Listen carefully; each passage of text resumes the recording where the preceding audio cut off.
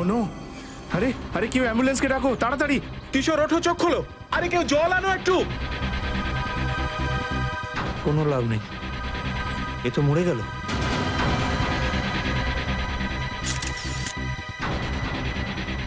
বিয়ের ছাদনা তলাতেই বরের মৃত্যু। হ্যাঁ, কিভাবে এ সমস্ত হলো? হ্যাঁ, তোমরা সবাই এখানে ছিলে তো? স্যার সবকিছু ঠিকঠাকই ছিল, লোকজন নাচ গান করছিল, তারপর হঠাৎ করে কি যে হয়ে গেল, কিশোর এখানে লুটিয়ে পড়লো।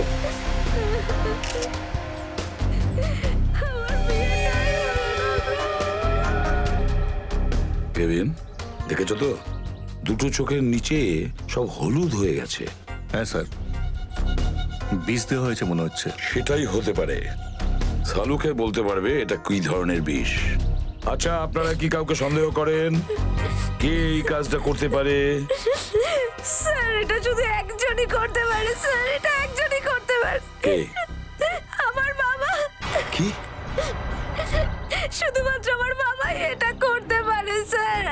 কেন, তোমার বাবা কি এই বিয়ের বিরুদ্ধে?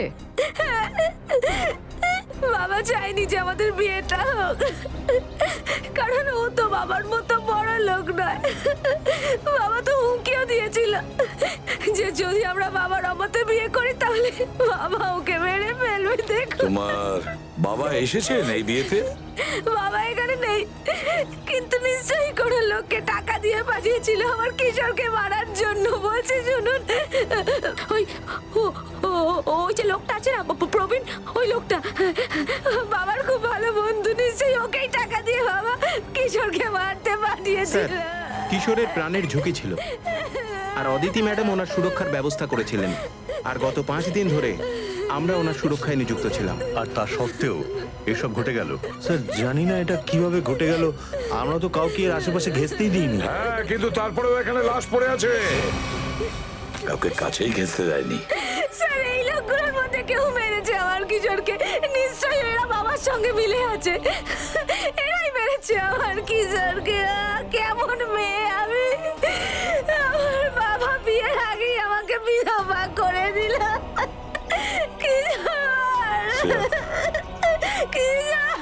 অদিতি, চলো চলো ভেতরে চলো, চলো। কিশোরের জীবন বিপন্ন ছিল, তাই তো? আচ্ছা, ওকে কি কোনো সুরক্ষিত জায়গায় রাখা হয়েছিল?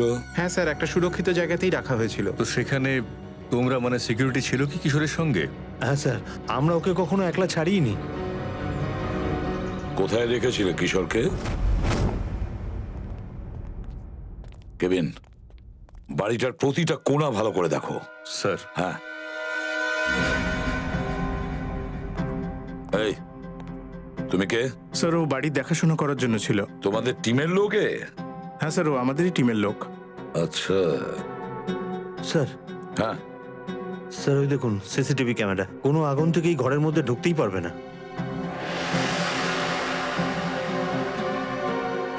হ্যাঁ, কিন্তু কেউ তো নিশ্চয়ই আসতো এই বাড়িতে কিশোরের সঙ্গে দেখা করতে, কোনো বন্ধু বা কোনো আত্মীয় স্বজন? না স্যার, শুধু অদিতি দেবী ছাড়া আর কেউ নয়। আচ্ছা, ওর খাবার কন্টেনার কে নিয়ে আসতো? স্যার কিশোরের খাবার তো অদিতিই নিয়ে আসতো, আর চাটা ও নিজেই বানিয়ে নিত। তার মানে শুধু অদিতিই আসতো এই বাড়িতে? স্যার, হ্যাঁ, স্যার ভেতরটা চেক করে নিয়েছি। এই বাড়িতে জোর করে বা চুপি চুপি ঢোকার কোনো রকম চিহ্ন এখনো পর্যন্ত আমরা পাইনি।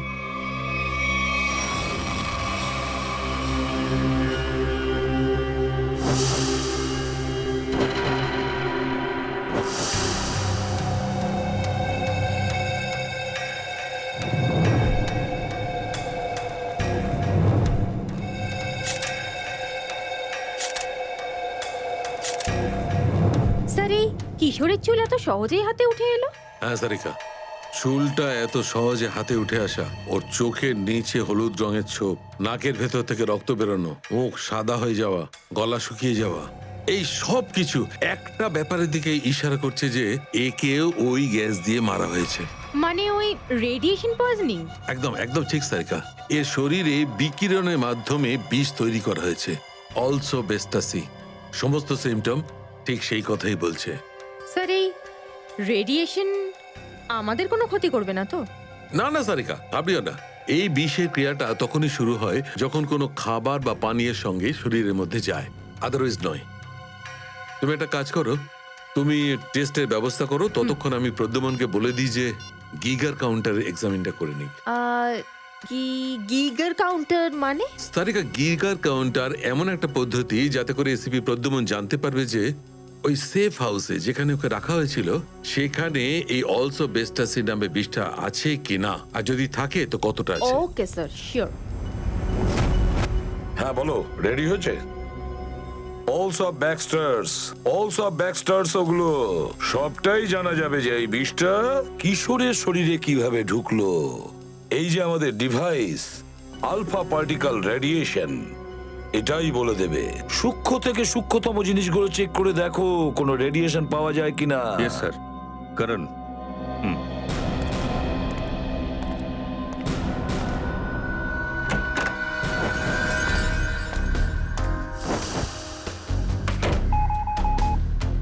একটা কথা বলো, কিশোর কি একটা বক্স থেকেই খাবার খেত? একই টিফিন বক্স থেকে? হ্যাঁ স্যার, একই টিফিন বক্স থেকে। আর ওই টিফিন অদিতিই নিয়ে আসতো? হ্যাঁ স্যার।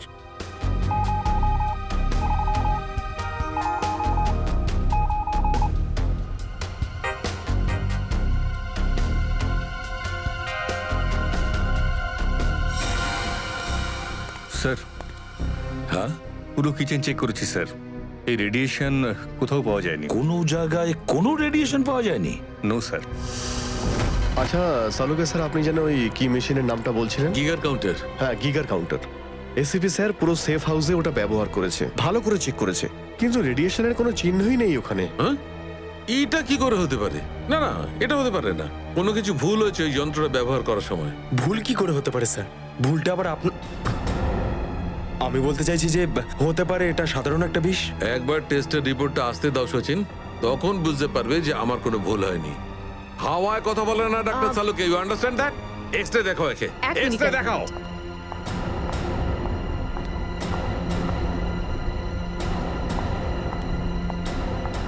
এই দেখো, এই দাগটা দেখছো পেটের মধ্যে?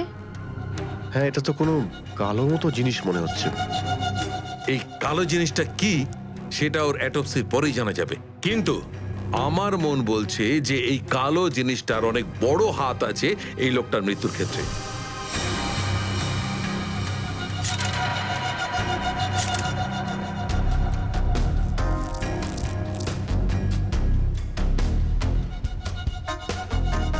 স্যার, স্যার এই দেখুন, এই বটলটা ভেতরে টেবিলের নিচে বেডরুমে লুকিয়ে রাখা ছিল। কি এমন থাকতে পারে এই বটলে? কেবিন, স্যার, একটা কাজ করো, চেক করে দেখো, দেখো তো এতে কোনো রেডিয়েশন পাওয়া যায় কিনা। জানা তো যাবে বিষ আছে কি না।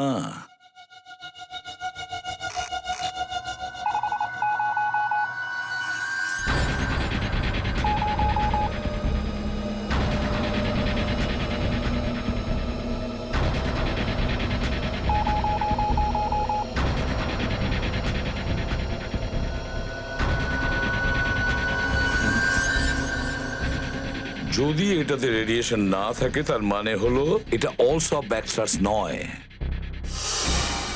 এটার ব্যাপারে তোমরা কিছু জানো? এটা কি? না স্যার, না স্যার, আমরা এই ব্যাপারে কিচ্ছু জানি না। কেভিন, একটা কাজ করো, বিয়েতে যতজন লোক এসেছিল, যে কয়জন লোক এসেছিল, ওদের সবাইকে জিজ্ঞাসাবাদ করো, ওয়ান বাই ওয়ান জিজ্ঞাসাবাদ করো, খুব ভালো করে। এমনকি অদিতিকেও খুব ভালো করে জিজ্ঞাসাবাদ করো। বাকি থাকলো অদিতির বাবা প্রতীশ কুমার।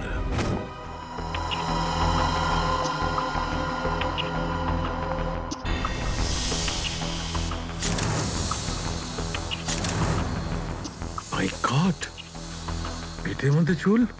এবার তো বুঝে নাও যে কিশোরের মৃত্যুর কেসটা সলভ হয়ে গেল। সেটা কি করে স্যার? বলছি, তুমি একটা কাজ করো, প্রথমে এই চুলগুলোকে ভালো করে পরিষ্কার করে নাও। আরে ডক্টর সালুকে, আপনাকে বললাম না আপনার ভুল হচ্ছে কোথাও।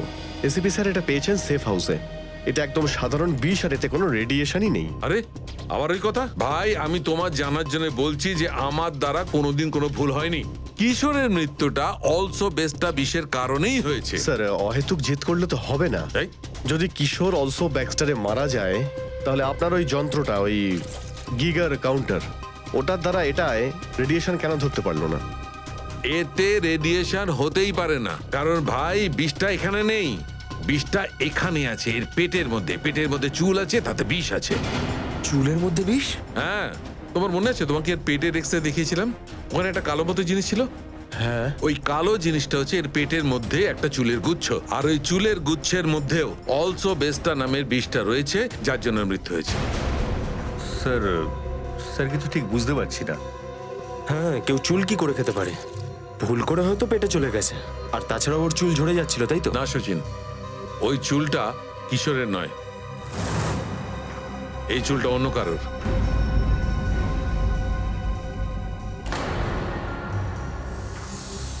ওই চুলে অলসো বেস্টা নামের বিষ ছিল, যার কারণে ওর মৃত্যু হয়েছে।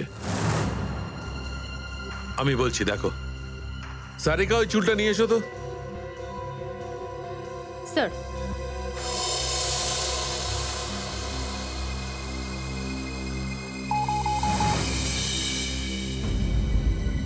দেখেছো, চুলে বিষ আছে। এক মিনিট, তাহলে আপনি বলতে চাইছেন যে কিশোরের এফেক্ট হয়েছে অন্য কারো চুলে, যেটা ওর পেটের মধ্যে যায়, আর চুলে বিষ থাকায় ও প্রাণে মারা যায়। এক্স্যাক্টলি। হ্যাঁ, তাহলে তো লোকটার শরীরে বিষ আছে, যেই লোকটার এই চুলটা। 100%। মাই গড। আচ্ছা, এই চুলটা ওর পেটে কবে গিয়েছিল, মানে কতদিন আগে? এই ধরো 7-8 দিন আগে। মানে ওর প্রোটেকশন পাওয়ার আগে? আমি বলছি, আই টেল ইউ, এসো।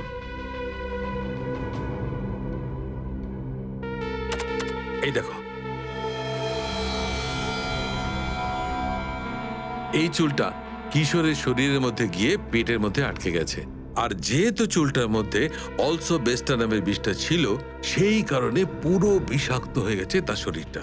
এই বেচারিটা বুঝতেও পারে নিজের মৃত্যুটা ওর জীবনের দুর্গড়ে এসে দাঁড়িয়েছে।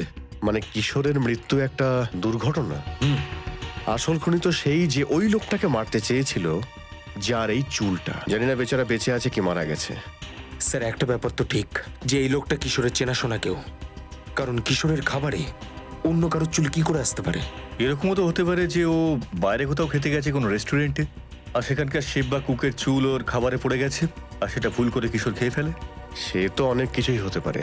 আচ্ছা, এই চুল থেকে আরো কিছু কি জানতে পারা গেছে? অভিজিৎ, এই চুলটা কোনো পুরুষের। হ্যাঁ। আর এই দেখো, এই চুলটায় পিগমেন্টেশন অনেক কম। পিগমেন্টেশন মানে যাতে চুল কালো থাকে? এক্স্যাক্টলি। আমার মনে হয় এই লোকটির বয়স 40 থেকে 45 বছরের মধ্যে। দেখো, এই চুলটার গোড়াটা সাদা। কিন্তু সালুকে স্যার, যে চুলটা ওর পেট থেকে পাওয়া গেছে সেগুলো তো সব কালো। হেয়ার ডায়ার নামটা শুনেছো তো? সেটা তারই হাত যশ। আচ্ছা স্যার, এই যে বিষটার ব্যাপারে আপনি বলছেন, এই পয়জনটা তো খুবই ডেঞ্জারাস, সহজে নিশ্চয়ই পাওয়া যায় না। একদম ঠিক কথা। অভিজিৎ, একটা কাজ করো, জানতে চেষ্টা করো যে রিসেন্টলি কোনো অ্যাটমিক ল্যাব থেকে এই বিষটা চুরি হয়ে গেছে কিনা। আর যদি এটা জানা যায়, তাহলে আমরা খুনির কাছাকাছি পৌঁছে যাব। কারেক্ট। স্যার, এই বটলে তো বিষই রয়েছে, কিন্তু একটা ব্যাপার বুঝতে পারছি না যে কেউ নিজের পছন্দের মেয়েকে বিয়ে করার আগে নিজেকেই মেরে ফেলবে কেন? হতে পারে যে কিশোর এই ব্যাপারটা নিয়ে ভয় পেয়েছিল যে অদিতির বাবার গুন্ডাগুলো ওকে আবার ধরে না ফেলে, আর ও এটা হয়তো ভেবেছে যে ওকে ধরার আগেই ও বিষকে আত্মহত্যা করে ফেলুক। আশ্চর্যের ব্যাপার এটাই যে কিশোরের পেটে চুলটা গেছে 1 সপ্তাহ আগে, যখন ওর পুরনো বাড়িতে ছিল। তো আমাদের এখন ওর পুরনো বাড়িতেই যেতে হবে। ভালো করে তল্লাশি নাও পুরো রুমটার, দেখো কিছু পাও কিনা। স্যার, কিশোর আর অদিতির এই ভালোবাসা আরো একবার প্রমাণ করে দিল যে সত্যিকারের প্রেম জাতপাত বা গরিব হওয়া, বড়লোক হওয়া, এগুলো কোনোভাবেই বাধা হয়ে দাঁড়ায় না। কিন্তু আফসোস, ওদের প্রেমের কাহিনী তখনই শেষ হলো যখন ওরা বরাবরের জন্য এক হতে চাইলো। স্যার, কিশোরের বন্ধু আচ্ছা, বলেছে যে খুব সম্প্রতিও নিঃস্ব হয়ে গেছে, আর তখন থেকে ওর অবস্থা এতটা খারাপের মধ্যে দিয়ে যাচ্ছে। কিন্তু এখানে প্রশ্নটা এটাই উঠছে যে কিশোরের পেটের মধ্যে ওই বিষাক্ত চুলটা এলো কোথা থেকে?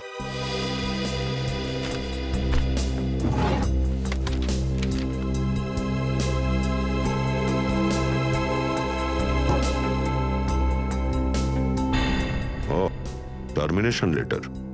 এই কিশোরকে চাকরি থেকে তাড়িয়ে দেওয়া হয়েছিল MLM এন্টারপ্রাইজেস প্রাইভেট লিমিটেড। এটা তো অদিতিরই বাবার কোম্পানি। স্যার,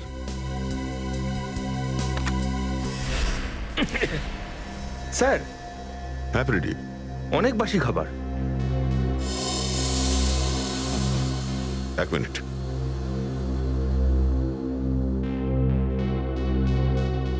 এর মধ্যে কোথাও তো চুল পাওয়া যাচ্ছে না। একটু রেশনটা চেক করো তো।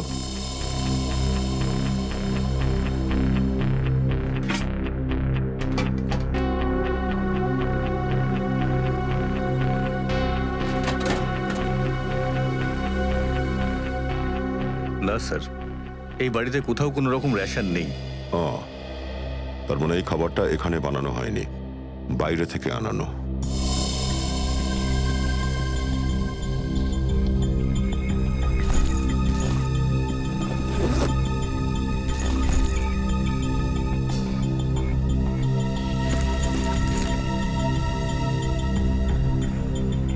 বাসের টিকিট, এ তো 1 সপ্তাহ আগের টিকিট দেখছি।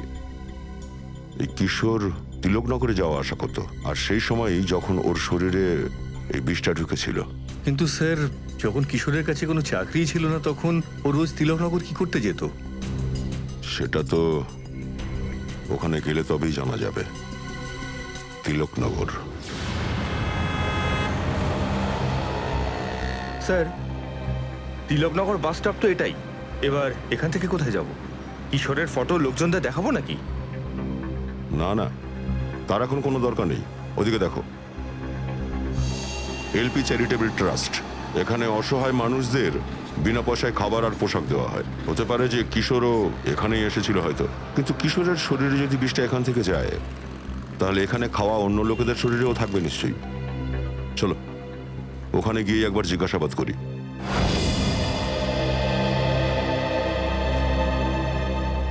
এক্সকিউজ মি, আমরা সিআইডি অফিসার্স। এখানে ম্যানেজার কে আছেন? আগে আমি স্যার, অবিনাশ। কিন্তু এখানে সিআইডির কি কাজ? এই লোকটাকে চেনেন আপনি? কিশোর নামের।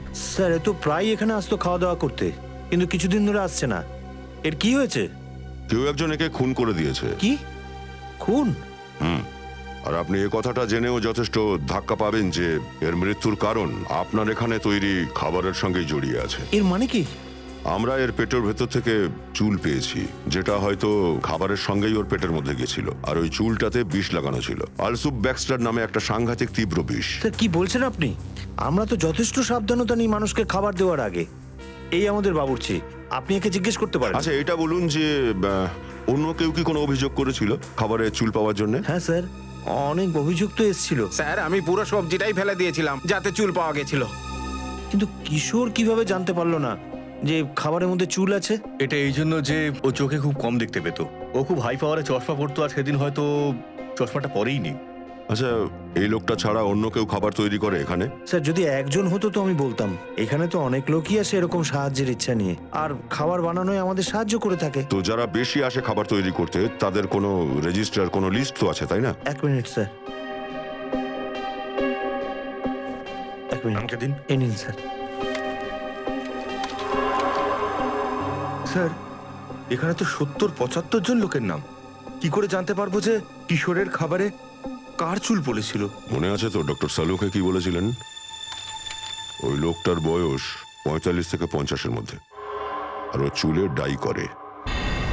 45-50 বছর আর চুলে ডাই করে? আর মনে হয় ওর শরীরও খুব খারাপ নিশ্চয়ই, কারণ ওর চুলে যদি বিষ থাকে তাহলে ওর শরীরে নিশ্চয়ই সেটা ছড়িয়ে পড়েছে। হ্যাঁ স্যার, ওটা হয়তো রমেশ বাবুই হবেন, কারণ আপনাদের এইসব কথার সঙ্গে সব মিলে যাচ্ছে। আর স্যার, উনিও চুল রং করাতেন। আর মোটামুটি স্যার, উনি 1 সপ্তাহ এখানে আসেন। উনি রমেশ? হ্যাঁ স্যার। একবার ওর অ্যাড্রেসটা দাও তো। দাও তো। আর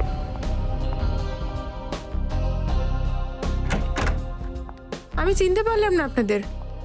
এক্সকিউজ মি, চিনতে পেরে যাবেন, আমরা সিআইডি অফিসার। সিআইডি? সিআইডির কি কাজ আমার বাড়িতে?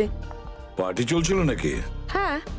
আমরা আপনার স্বামী রমেশ বাবুর সঙ্গে দেখা করতে চাই। ডাকুন ওনাকে একটু। দুঃখিত, আপনি আসতে অনেক দেরি করে ফেলেছেন। 4 দিন আগেই উনি মারা গেছেন।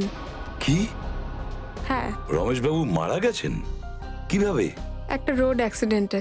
রোড অ্যাক্সিডেন্টে? আপনার স্বামীর মৃত্যু হয়েছে আর আপনি এখানে পার্টি করছেন? কেউ চলে যাওয়াতে তো সবকিছু থেমে যেতে পারে না। যে যাওয়া সে চলে গেছে। শুনেছো? ঠিকই বলেছে। মৃত্যুটা কিভাবে হলো? এতে রমেশেরই দোষ ছিল। গাড়ি চালাতে চালাতে ঘুমিয়ে পড়েছিল। আসলে ব্যাপারটা চোখ বন্ধ হলো, প্রাণটাও চলে গেল। স্যার, এই অ্যাক্সিডেন্টটা ওই বিষটার জন্যই হয়েছে নিশ্চয়ই। কি হয়েছে আলিশা? সিআইডি এখানে কেন? রমেশের মৃত্যুর ব্যাপারে জিজ্ঞাসা করতে এসছে। আপনার পরিচয়? ও আমার বন্ধু রাহুল। আরে ছাড়ুন না অফিসার, যে চলে গেছে তাকে মনে রেখে কি হবে। চলুন আপনারাও আমাদের সঙ্গে পার্টিতে একটু এনজয় করুন। একদম ফালতু কথা বলবেন না, বুঝেছেন?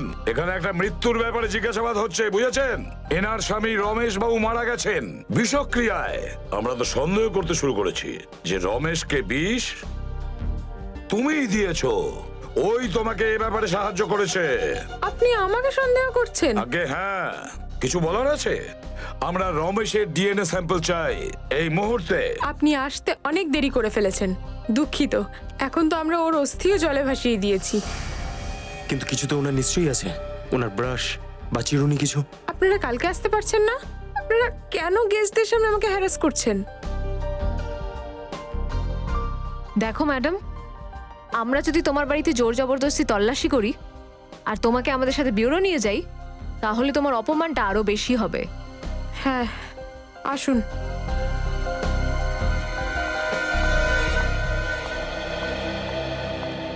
এটা হলো রমেশের ড্রেসিং টেবিল আর এটা হলো ওর চিরুনি।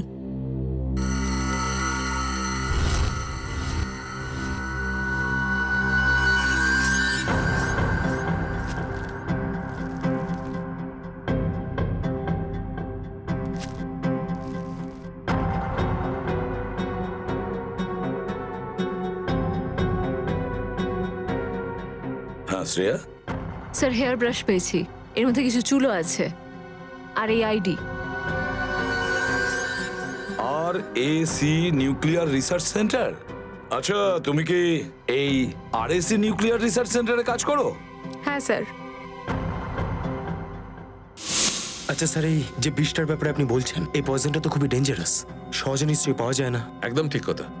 অভিজিৎ, একটা কাজ করো, জানতে চেষ্টা করো যে রিসেন্টলি কোনো অ্যাটমিক ল্যাব থেকে এই বিষটা চুরি হয়ে গেছে কিনা। স্যার, সালুকা স্যার রিসার্চ সেন্টারের কথা বলেছিল, আপনার মনে আছে? আলিশা, অলসো ব্যাক্সটার, এই বিষটা অলসো ব্যাক্সটার্স, যেটার কারণে রমেশ বাবুর মৃত্যু ঘটে, ওটা সাধারণত সেখানেই পাওয়া যায় যেখানে ইউরেনিয়াম কোর আর না হলে নিউক্লিয়ার রিঅ্যাক্টর থাকে। বলে দাও তোমার গেস্টদের যে আজকের মতো পার্টি প্যাক আপ। ভাই, হতে পারে তোমরা জেনে দুঃখ পাবে, কিন্তু অনিশা খুনি নয়। আপনি এত শিওর হয়ে কি করে বলছেন? কারণ রমেশকে খুন করাই হয়নি, ও বেচারা তো হঠাৎই অ্যাক্সিডেন্টই মারা গেছে। আরে কিন্তু স্যার, ওই লিস্টে 40-45 বছরের শুধু একজন লোকই ছিল, রমেশ। কারণ সেই সময় আমি জানতাম না যে পিগমেন্টেশনের কারণটা বয়স নয়, বিষ নয়, বরং পিগমেন্টেশনের কারণটা হচ্ছে ড্রাগস আর কেমিক্যালস। এখন এসব আবার কি বলছেন স্যার?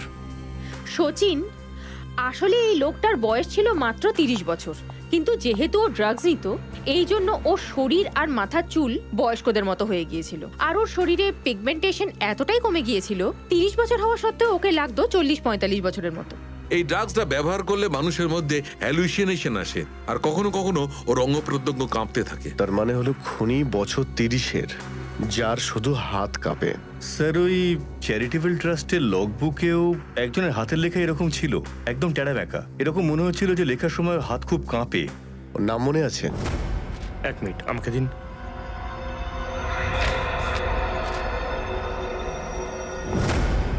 হ্যাঁ স্যার, নিশান্ত কুমার। নিশান্ত কুমার, ওর অ্যাড্রেসটা খুঁজে বের করো। বলুন স্যার, আমাদের সবাইকে এখানে কেন ডাকা হয়েছে? কোনো খবর পেলেন আমার ছেলে নিশানের? না, দেখুন এখনো পাইনি, কিন্তু আমাদের সন্দেহ এটাই যে নিশান্তের উপরে কোনো বিষক্রিয়া ঘটেছে। মা সামলাও নিজেকে তুমি। আপনারা এই কথাটা জানলেন কি করে? আমরা বললাম না, আমাদের সন্দেহ এটা, শিওর নই এখনো। আচ্ছা, এটা বলুন যে নিশান্ত এখন কোথায়? আসলে 4 দিন আগে দিল্লির জন্য বেরিয়েছিল, ওখান থেকে SMS এলো যে ভালোভাবে দিল্লিতে পৌঁছে গেছে। তারপর থেকে ওর সাথে কোনো যোগাযোগই হয়নি। ওই এসএমএসটা কি আমরা দেখতে পারি একটু প্লিজ?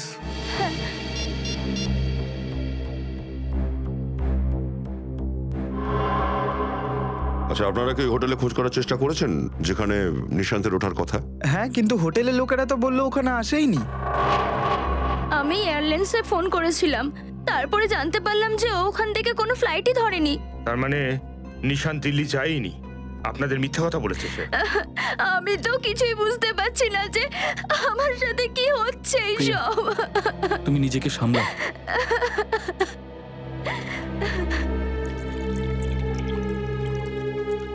এ নাও জল খাও। আপনি নিশান্তের সেক্রেটারি তাই না? হ্যাঁ স্যার, আমি হলাম ওনার সেক্রেটারি। আচ্ছা, ও কি ওর শিডিউলে কোথাও লিখেছে ওকে দিল্লিতে যেতে হবে? না তো স্যার, ও এরকম আগে কখনো করেনি। স্যার, ও আপনি কিছু বলতে চাইছিলেন? না না, আচ্ছা, নিশান্তের সঙ্গে এয়ারপোর্টে কে গেছিল ওকে ছাড়ার জন্য? ও প্রাইভেট ট্যাক্সি ডেকেছিল, সেটা পেয়েও গেছিলাম বাড়ির বাইরে। আমার তো ঠিকঠাকই লেগেছিল। তার মানে এয়ারপোর্টে গেছিল নিশান্ত ট্যাক্সিতে করে, কিন্তু ও ফ্লাইটে ওঠেনি, ওখান থেকেই চলে গেছিল। খোঁজ করতে হবে এয়ারপোর্ট থেকে নিশান্ত কোথায় উধাও হয়ে গেল। কেভিন, ওদিনে নিশান্ত কোথায় কোথায় ঘুরেছে জিপিএস সিস্টেমে কি খোঁজ পেয়েছো? ইয়েস স্যার, এই দেখুন স্যার। প্রথমে বান্দ্রার দিকে গেছিল, তারপর পুরো উল্টো দিকে ভিলা পারলে, আর তারপর দাদার। স্যার, নিশান সবাইকে মিথ্যে কথা বলছিল যে ও দিল্লি যাচ্ছে। বরং সত্যি এটাই যে ও শহরের বিভিন্ন জায়গায় ঘুরে বেরিয়েছে। এই দেখুন স্যার। মানে এভাবেই এদিক ওদিক ঘোরাঘুরি করছিল এ। ওর শেষ লোকেশন তো বিরাটের কাছাকাছি দেখাচ্ছে। শহরের বাইরের এলাকায়। এই নিশান্তের মাথার মধ্যে নিশ্চয়ই কোনো না কোনো খিচুড়ি পাকছিল। স্যার, হতে পারে নিশান্তকে বিষও এই খিচুড়ি পাকানোর জন্যই দেওয়া হয়েছে। ওকে বিষটা দিয়েছিল কে আর কেনই বা দিয়েছিল সেটা শহরের বাইরে এই অঞ্চলে গেলে তবেই জানা যাবে।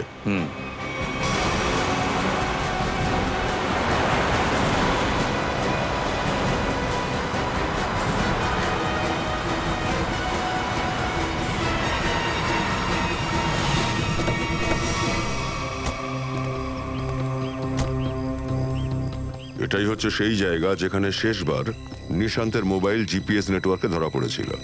অদ্ভুত ব্যাপার না স্যার? কেউ একজন নিজের ফ্লাইট মিস করে এখানে আসতে যাবে কেন?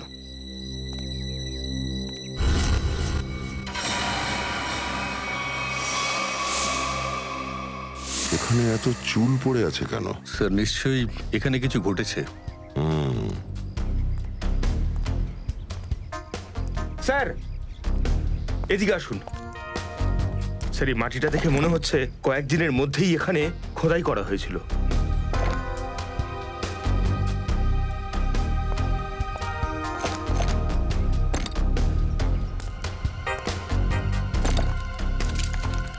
এই পুরো জায়গাটাকে খোঁড়ো, কুইক।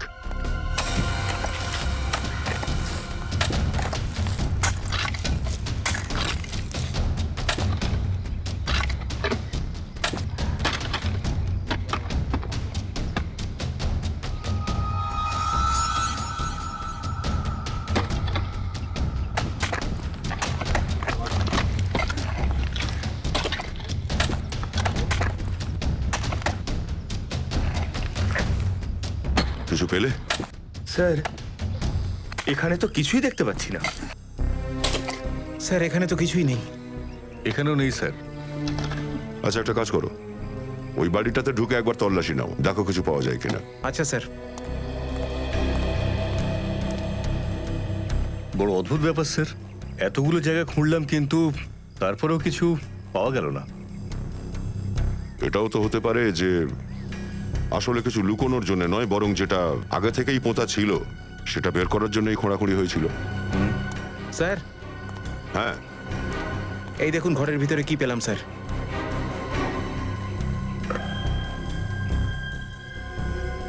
ও, তার মানে দাঁড়ালো এই নিশান্ত নিজের নেশার বাজে অভ্যেসটা এখানে এসেই পূরণ করে। আর স্যার, দুটো গ্লাস রয়েছে, তার মানে এই নিশান্তের সঙ্গে নিশ্চয়ই আরো একজন লোক ছিল। হ্যাঁ, সেই হবে যে নিশান্তকে বিষটা দিয়েছিল।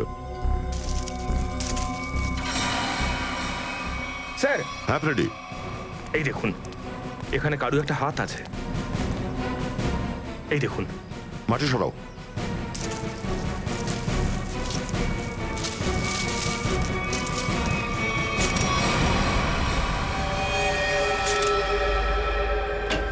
স্যার, জানতে পেরে গেছি যে নিশান্ত শহরে এখানে ওখানে কেন ঘুরছিল। ড্রাগসের জন্য। আমরা জানতে পেরেছি যে এই ড্রাগসের জন্য ও শহরের সমস্ত ডিলারের সঙ্গে গিয়ে দেখা করেছিল। আর এই বিষটা? সব ব্যাক্সটার, এটা কোথা থেকে চুরি হয়েছিল জানতে পারলে কিছু? ইয়েস স্যার, কাছাকাছি একটা রিসার্চ ল্যাব থেকে।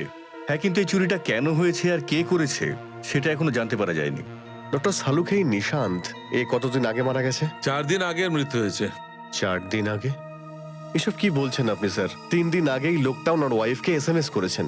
একদম মনেও আনবে না যে আমার কোনো ভুল হয়েছে। বস, এই লাশটার পাশ থেকে আমি পোকা পেয়েছি, ওই পোকা যেটা মানুষ মারা যাওয়ার পর তার দেহ থেকে পাওয়া যায়, যাকে মেগার্স বলে। আর এই পোকাগুলো লাশের ওপর যে ডিম পেড়েছে সেগুলো 4 দিনের পুরনো। তার মানে ব্যাপারটা পরিষ্কার, এর মৃত্যু 4 দিন আগে হয়ে গেছে। মানে নিশান্ত ওর ওয়াইফকে SMS পাঠায়নি, অন্য কেউ পাঠিয়েছে, হয়তো ওর খুনি। কিন্তু খুনি এটা কেন করবে? যাতে ওর ফ্যামিলির লোকেরা পুলিশে ওর নিখোঁজ হওয়ার রিপোর্ট না লেখায়, আর খুনি যাতে সময় পায় ওই জিনিসটা খুঁজে বের করার জন্য, যার জন্য ও অনেক গর্ত খুঁড়ছিল। আর একটা কথা অভিজিৎ, ওই লোকটি নিশান্তের মৃত্যুর আগে হাতাহাতি হয়েছিল।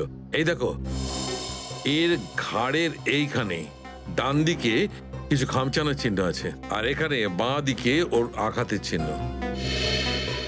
মানে ওই লোকটি নিজের ডান হাত দিয়ে ওর গলাটা চেপে ধরেছিল আর বাঁ হাত দিয়ে একে আঘাত করেছিল এইখানে, কারণ এখানেই আঘাতের চিহ্ন আছে, আর কোথাও নেই।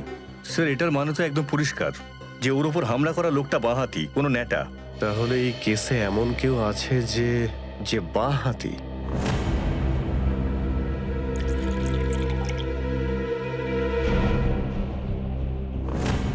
স্যার, দীপক। দীপক নিশান্তের বন্ধু? হ্যাঁ, ওই দীপক। বন্ধু নয়, শত্রু। খোঁজ নাও দীপককে কোথায় পাওয়া যাবে। স্যার, এই দীপক খুব চালাক ছেলে। ও জানতো যে সিআইডি ওর বাড়িতে পৌঁছে যাবে, তাই আগেই পালিয়ে গেছে। পালিয়ে যাবেটা কোথায়? ধরা ঠিক পড়বেই। আচ্ছা, জিপিএস সিগন্যাল পেয়েছো? ইয়েস স্যার, সামন্তনগর দেখাচ্ছে। সামন্তনগর? কোথায়? পাশেই? স্যার, সিগন্যালটা এখানেই আমাদের আশপাশে দেখাচ্ছে। আমাদের দিকেই আসছে, মোটামুটি 500 মিটার দূরত্বে। চলো, এ তো ভালোই হলো। ওর জন্য এখানেই অপেক্ষা করি। Yes sir. কোথায় দেখাচ্ছে লোকেশন? এটা কি হলো স্যার? ওর সিগন্যাল গায়েব হয়ে গেছে। এক্ষুনি ছিল, এক্ষুনি নেই। ট্যাব খারাপ হয়ে গেল নাকি? তাড়াতাড়ি কিছু করো, তা না হলে দীপক আমাদের হাত থেকে বেরিয়ে যাবে। এসে গেছে স্যার, একটু দূরে চলে গেছে স্যার। এই সিগন্যালটা এখন বলছে যে ও K2 চেকপোস্ট ক্রস করেছে। K2 checkpost? কিন্তু সেটা এখান থেকে 1 কিলোমিটার দূরে, উল্টো দিকে। আমার তো মনে হচ্ছে দীপক নিশ্চয়ই কোনো আত্মার থেকে লিফট নিয়েছে, আর নিশ্চয়ই তার অদৃশ্য গাড়িতে চেপে গায়েব হয়ে গেছে। ও, এবারে বুঝতে পেরেছি। ও এখান থেকে এই দিক থেকে ওই দিকে গেছে, আর ওখান থেকে হয়তো কোনো বাইক বা ভাড়ার ট্যাক্সিতে চেপে K2 চেকপোস্টে গেছে। চলো, আমরাও K2 চেকপোস্টে যাই।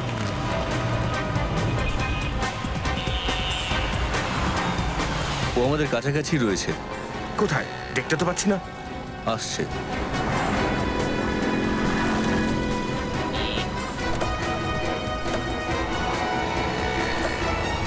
কোথাও যাবার তাড়া আছে নাকি?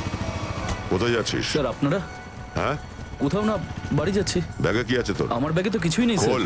স্যার, জামা কাপড় আছে। ব্যাগ খোল। দেখা দেখা। খোল স্যার, খোল। কিছু নেই ব্যাগে, সত্যি। কাপড় এইরকম হয়? হ্যাঁ,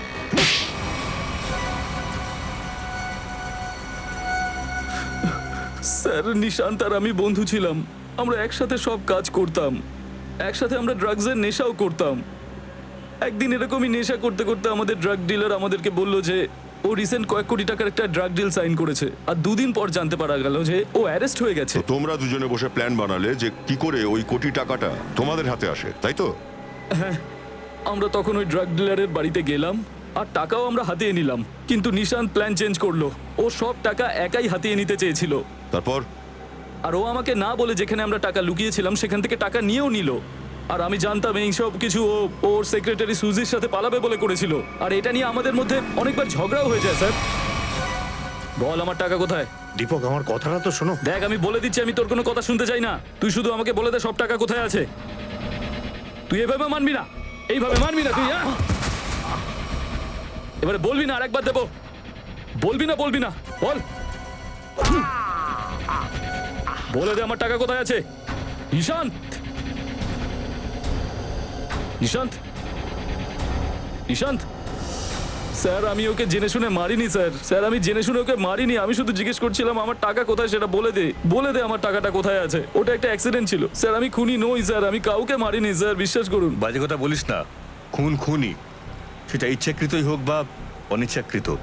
তারপর তুমি নিশান্তের ফোন থেকে প্রিয়াকে এসএমএস করলে যাতে তুমি আরো সময় পাও টাকাটা খোঁজার জন্য। হ্যাঁ, আমি নিশান্তের লাশ মাটিতে পুঁতে দিই আর তার আশেপাশে টাকা খোঁজারও চেষ্টা করেছি। আর যখন আমি টাকা পেলাম তখন আমি ভাবলাম যে আমি নতুনভাবে জীবন শুরু করব। নতুন জীবনে শুরু করবি তুই, শুরু করবি জেলের ভেতরে।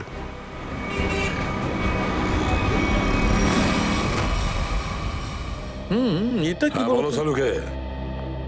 বস, কেসটা তো আরো জটিল হয়ে গেল। দেখো সালুকে, তুমি প্রথম দ্বিতীয়টাই বলে যাচ্ছ, আর কিছুই বলছো না। আরে আসলটা তো বলবে, কি পেয়েছো? দেখো বস, অলসো বেক্সটা বিষ 3-4 দিনের মধ্যে কাজ শুরু করে। 3-4 দিনের মধ্যে মানুষের মৃত্যু হয়, কিন্তু নিশান্তকে এই বিষটা এত কম মাত্রায় দেয়া হয়েছে যে সেই কারণে ওর মৃত্যু হতে পারে না। হ্যাঁ স্যার, একে প্রায় 20 দিন ধরে এই বিষটা দেওয়া হয়েছে, আর তাও খুব কম মাত্রায়, যাতে যখন ওর মৃত্যু হবে তখন বিষ ওর বডিতে ডিটেক্টই না করা আর যায়। আমরা ওই ড্রাগ ডিলারকে ধরেছি 1 সপ্তাহ আগে। তাহলে এটা আবার হয়নি তো যে এই নিশান্তের মৃত্যুর পিছনে এই দীপক ছাড়া অন্য কেউ আছে? হতে পারে। আর এই অন্যজনটা কে সেটা সন্ধান আমাদের দেবে একটা চুল। এসো বস, চলো।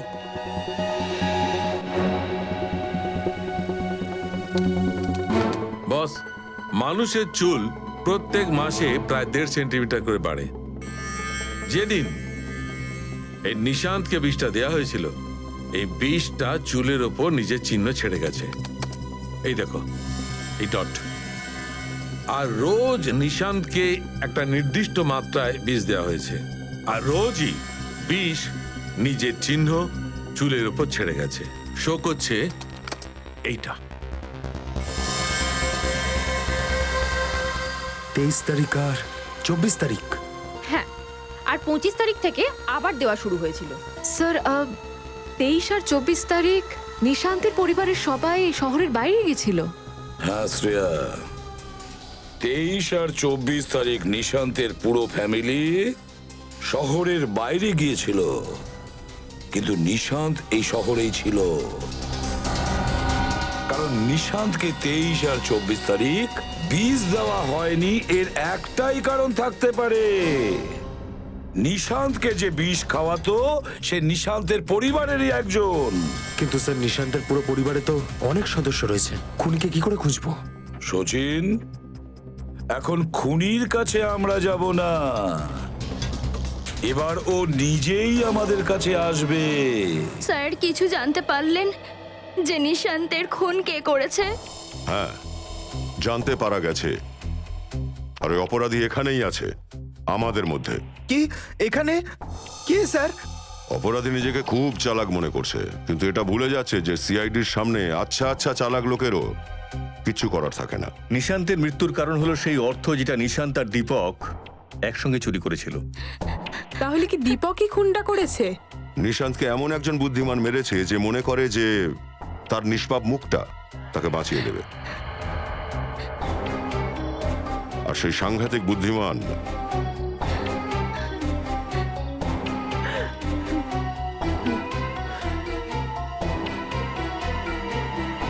তুমি। এটা কি বলছেন আপনি? আমি কারোর খুন করিনি। মিথ্যে কথা বলো না। আমরা এটাও জানি যে তুমি ওই বিষটা কোথা থেকে চুরি করেছো। তোমার ড্রামা বন্ধ করো সুজি। যেখানে নিশান্ত মারা গেছে সেখানে তোমার চুল পাওয়া গেছে। নিশ্চয়ই কেউ আমাকে ফাঁসানোর চেষ্টা করছে। আমি নির্দোষ।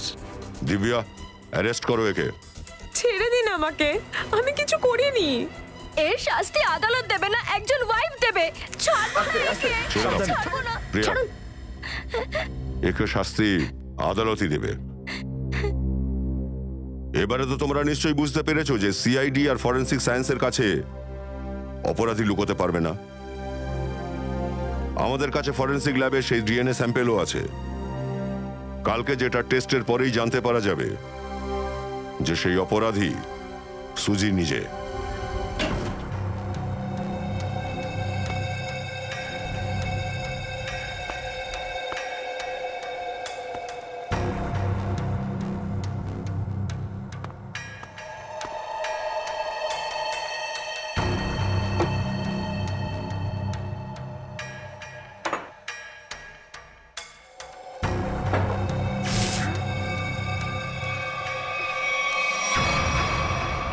ফরেন্সিক ল্যাব খুঁজতে কোনো অসুবিধা হয়নি তো?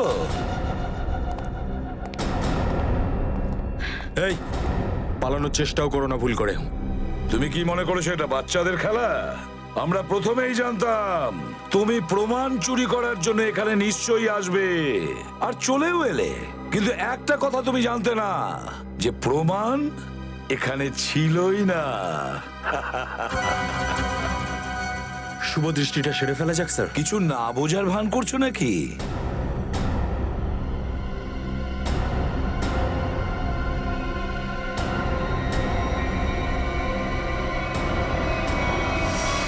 ও প্রাইভেট ট্যাক্সি ডেকেছিল, সেটা পেয়েও গেছিলাম বাড়ির বাইরে। শীতল, শীতল তুমি? ছেড়ে দাও আমাকে, না হলে আমি একে গুলি করে দেবো। বোকামি করো না, গানটা নিচে রাখো।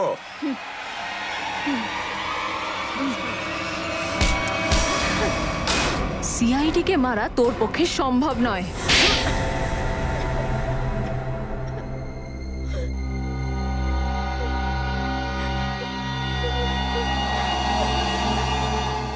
আমি যা কিছু করেছি, আমি আমার মেয়ের বদলা নেওয়ার জন্য করেছি। নিশান্ত? নিশান্তকে কেন মেরেছো? তাহলে তোমার মেয়ের মৃত্যুর কারণে কি নিশান্তের হাত ছিল? হ্যাঁ, ও ড্রাগসের নেশা করতে শুরু করেছিল 2 বছর আগে। ওভারডোজের কারণে ও মারা গেছিল, আর ওই ড্রাগস আমি নিশান্তের ঘরে পেয়েছিলাম। তাহলে তুমি এটা ভালোভাবেই বুঝে গেছিলে যে তোমার মেয়েকে নেশার রাস্তায় যে ঠেলে দিয়েছে সে অন্য কেউ নয়, বরং নিশান্তি। হ্যাঁ, আজ যদি ও বেঁচে থাকতো তাহলেও তোমার বয়সী হতো। ওরও এতদিনে বিয়ে হয়ে যেত, জীবনে কিছু করে এতদিন প্রতিষ্ঠিত হয়ে যেত। নিশান্ত সবকিছু শেষ করে দিল, সব শেষ করে দিল নিশান্ত, সবকিছু শেষ করে দিল। তারপর আমি ভেবে নিয়েছি নিশান্তকে আমি শেষ করে দেব। তারপর আমি আস্তে আস্তে স্লো পয়জন দেওয়া শুরু করে দিই। আমি কোথাও পড়েছিলাম যে স্লো পয়জন এত সহজে শরীরে মেশেই না। এই মারাত্মক বিষটা পেলে কোত্থেকে তুমি? কোথা থেকে চুরি করেছো? আমি ওই ল্যাবরেটরি অ্যাসিস্ট্যান্টের সঙ্গে প্রথমে বন্ধুত্ব করি, তারপর আমি ওকে টাকার লোভ দেখিয়ে কিনে নিই। খুব ভুল করেছো তুমি শীতল। তোমার মেয়ের সঙ্গে যা কিছু ঘটেছে একদম ঠিক হয়নি, আমরা দুঃখিত সেই ব্যাপারে। কিন্তু এর মানে এই নয় যে তুমি আইন তোমার নিজের হাতে নেবে। আমাদের সাহায্য নিতে পারতে তুমি। তোমার এই সিদ্ধান্তের জন্য 2টো নিরীহ মানুষের প্রাণ গেল। আইন তোমাকে কোনোদিনই ক্ষমা করবে না। তোমার কঠোর থেকে কঠোরতম শাস্তি হবে, হয়তো ফাঁসি।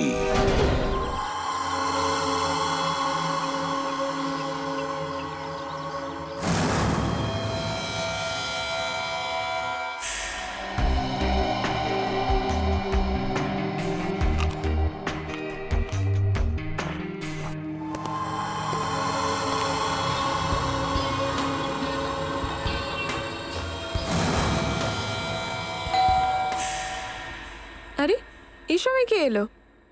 প্রিয়া আসেনি তো?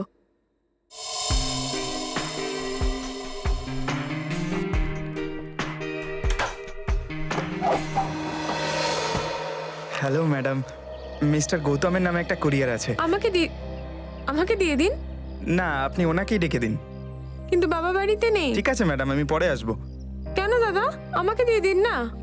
না ম্যাডাম, আমি আপনাকে দিতে পারবো না। আরে অদ্ভুত ব্যাপার, আমি ওনার মেয়ে হই, মেয়ে। দিন, আমাকে দিন। ঠিক আছে, নিয়ে নিন, আর এখানটা একটা সিগনেচার করে দিন। পেন দেবেন, তারপরে তো সাইন করব। সরি ম্যাডাম, পেন তো নেই আমার কাছে। ঠিক আছে, আমি সাইন করে দিচ্ছি।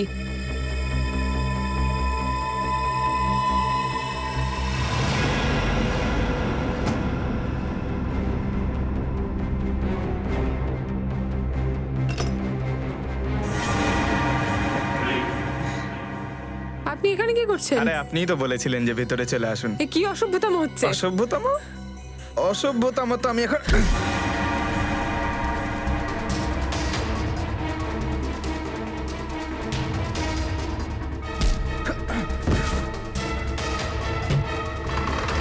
বাঁচাও, বাঁচাও, বাঁচাও। আঙ্কেল কোথায় তুমি? আন্টি, আঙ্কেল দরজা খোলো। আঙ্কেল, আন্টি, প্রিয়া।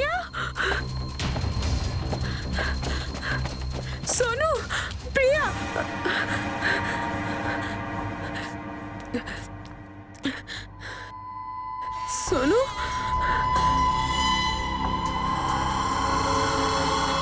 সোনু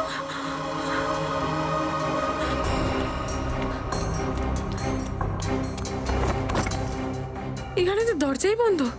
সোনু কোথায় চলে গেল? সোনু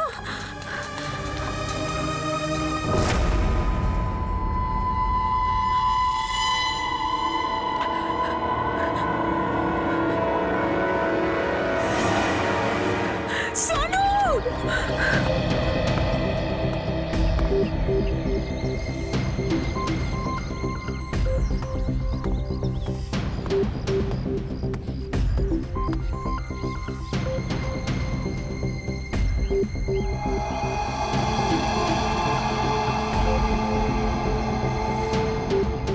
মনিকা ঠিকই বলেছে, এটা রক্তেরই দাগ। কিন্তু স্যার এই ঘরটা 8 বছরের সোনুর, আর এই আঙুলের চিহ্ন দেখে মনে হচ্ছে যে এটা কোনো পরিণত লোকের। হ্যাঁ, রুমটা একটা বাচ্চার। তো বাচ্চাটা কোথায় গেল? আশেপাশে জিজ্ঞাসা করে দেখি। স্যার আচ্ছা, আপনাদের মধ্যে কেউ কি সুরজকে নিজের ফ্যামিলির সঙ্গে যেতে দেখেছেন কোথাও? না স্যার। স্যার, কালকে রাত্রে সুরজ আর ওর ওয়াইফ রিনাকে বাইরে যেতে আমি দেখেছিলাম। কোথায় যাচ্ছিল ওরা? স্যার, সেটা তো জানি না, কিন্তু বাচ্চা দুটো ঘরেই ছিল। বাচ্চাটার সঙ্গে যায়নি? না স্যার, ওরা যখন বেরিয়ে যাচ্ছিল তখন বাচ্চাগুলো জানলা দিয়ে বাই বাই করেছিল। স্যার, সোনু আর ওর বাবা মাকে ফোনে পাওয়া যাচ্ছে না। একটা কাজ করো, এদের দুজনের কল ডিটেলস বের করো। স্যার, আপনি বললেন যে বাচ্চাটা বাড়িতেই ছিল, কিন্তু রুমের মধ্যে তো বাচ্চাটা আদৌ নেই। মনিকা। হ্যাঁ স্যার। আচ্ছা, প্রিয়ার নাম্বার আছে না তোমার কাছে? হ্যাঁ স্যার। নাম্বারটা দাও। 110458750।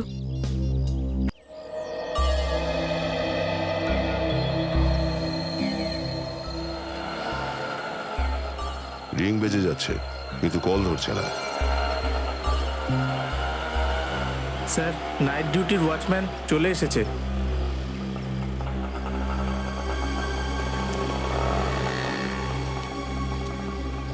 হ্যাঁ স্যার, বলুন। শোনো, কাল রাতে তুমি সুরজ আর রিনাকে বাইরে যেতে দেখেছো? হ্যাঁ স্যার।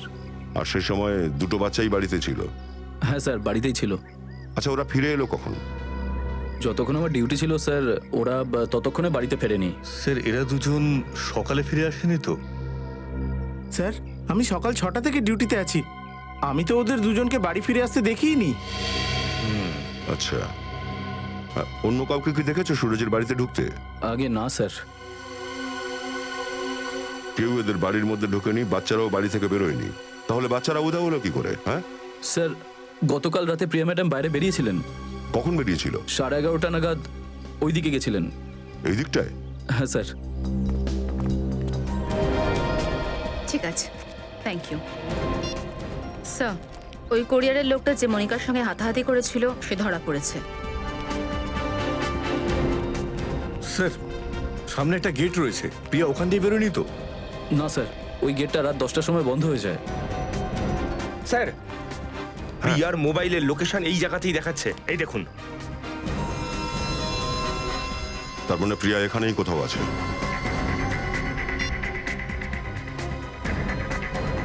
রিং বেজে যাচ্ছে, কিন্তু স্যার আওয়াজ তো আসছে না। স্যার, হতে পারে প্রিয়ার ফোন সাইলেন্ট মোডে রয়েছে। একটা কাজ করো, দেখো একটু আশেপাশে খুঁজে দেখো।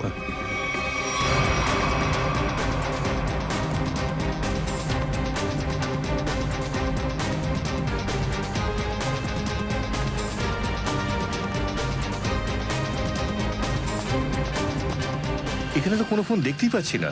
যদি ফোনের রিংটাও শোনা যেত না, আমি 1 সেকেন্ডে তাহলে খুঁজে নিতাম। ফ্রেডি, রিং শোনা গেলে যে কেউ খুঁজে বের করতে পারে। আচ্ছা, ফোনটা ওর গাড়িতেই নেই তো? হতে পারে স্যার। এখানে যতগুলো গাড়ি আছে তাদের সবগুলোর চাবি চাই আমার। কুইক, সব গাড়ি চেক করতে হবে। গাড়ি চাবিগুলো দিন একটু প্লিজ।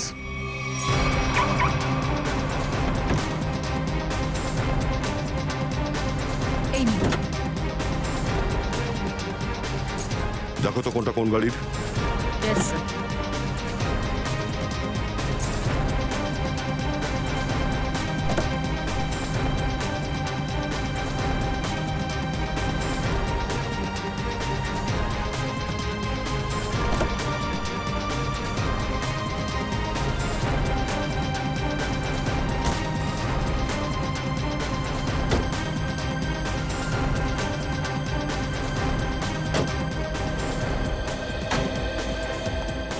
কি হলো?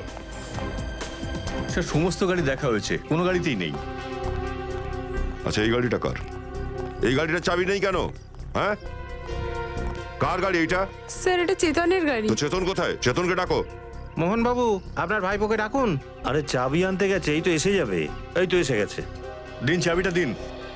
দাঁড়া দাঁড়া দাঁড়া চাবি নিতে এসেছে? হ্যাঁ, আমরা কি আসামি যে যা খুশি তাই করবে আমাদের সাথে? আর আমাদের গাড়ি কেন তল্লাশি করতে চাইছে না? ম্যাডাম, আপনাদের সোসাইটি থেকে দুটো বাচ্চা গায়েব হয়েছে, তল্লাশি তো নিতেই হবে। তা আমরা কি করব? আমাদের কেন দোষ দিচ্ছ? হ্যাঁ, তা আমাদের কেন বিরক্ত করছো? হ্যাঁ, তোমাদের জন্য আমার পকোড়া পুড়ে গেল।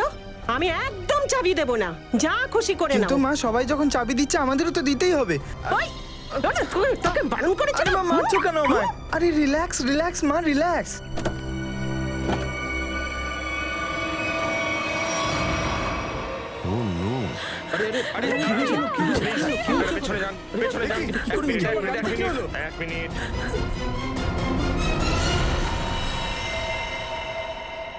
স্যার মারা গেছে। এরই ওড়নায়ের গলায় পেঁচিয়ে মারা হয়েছে একে।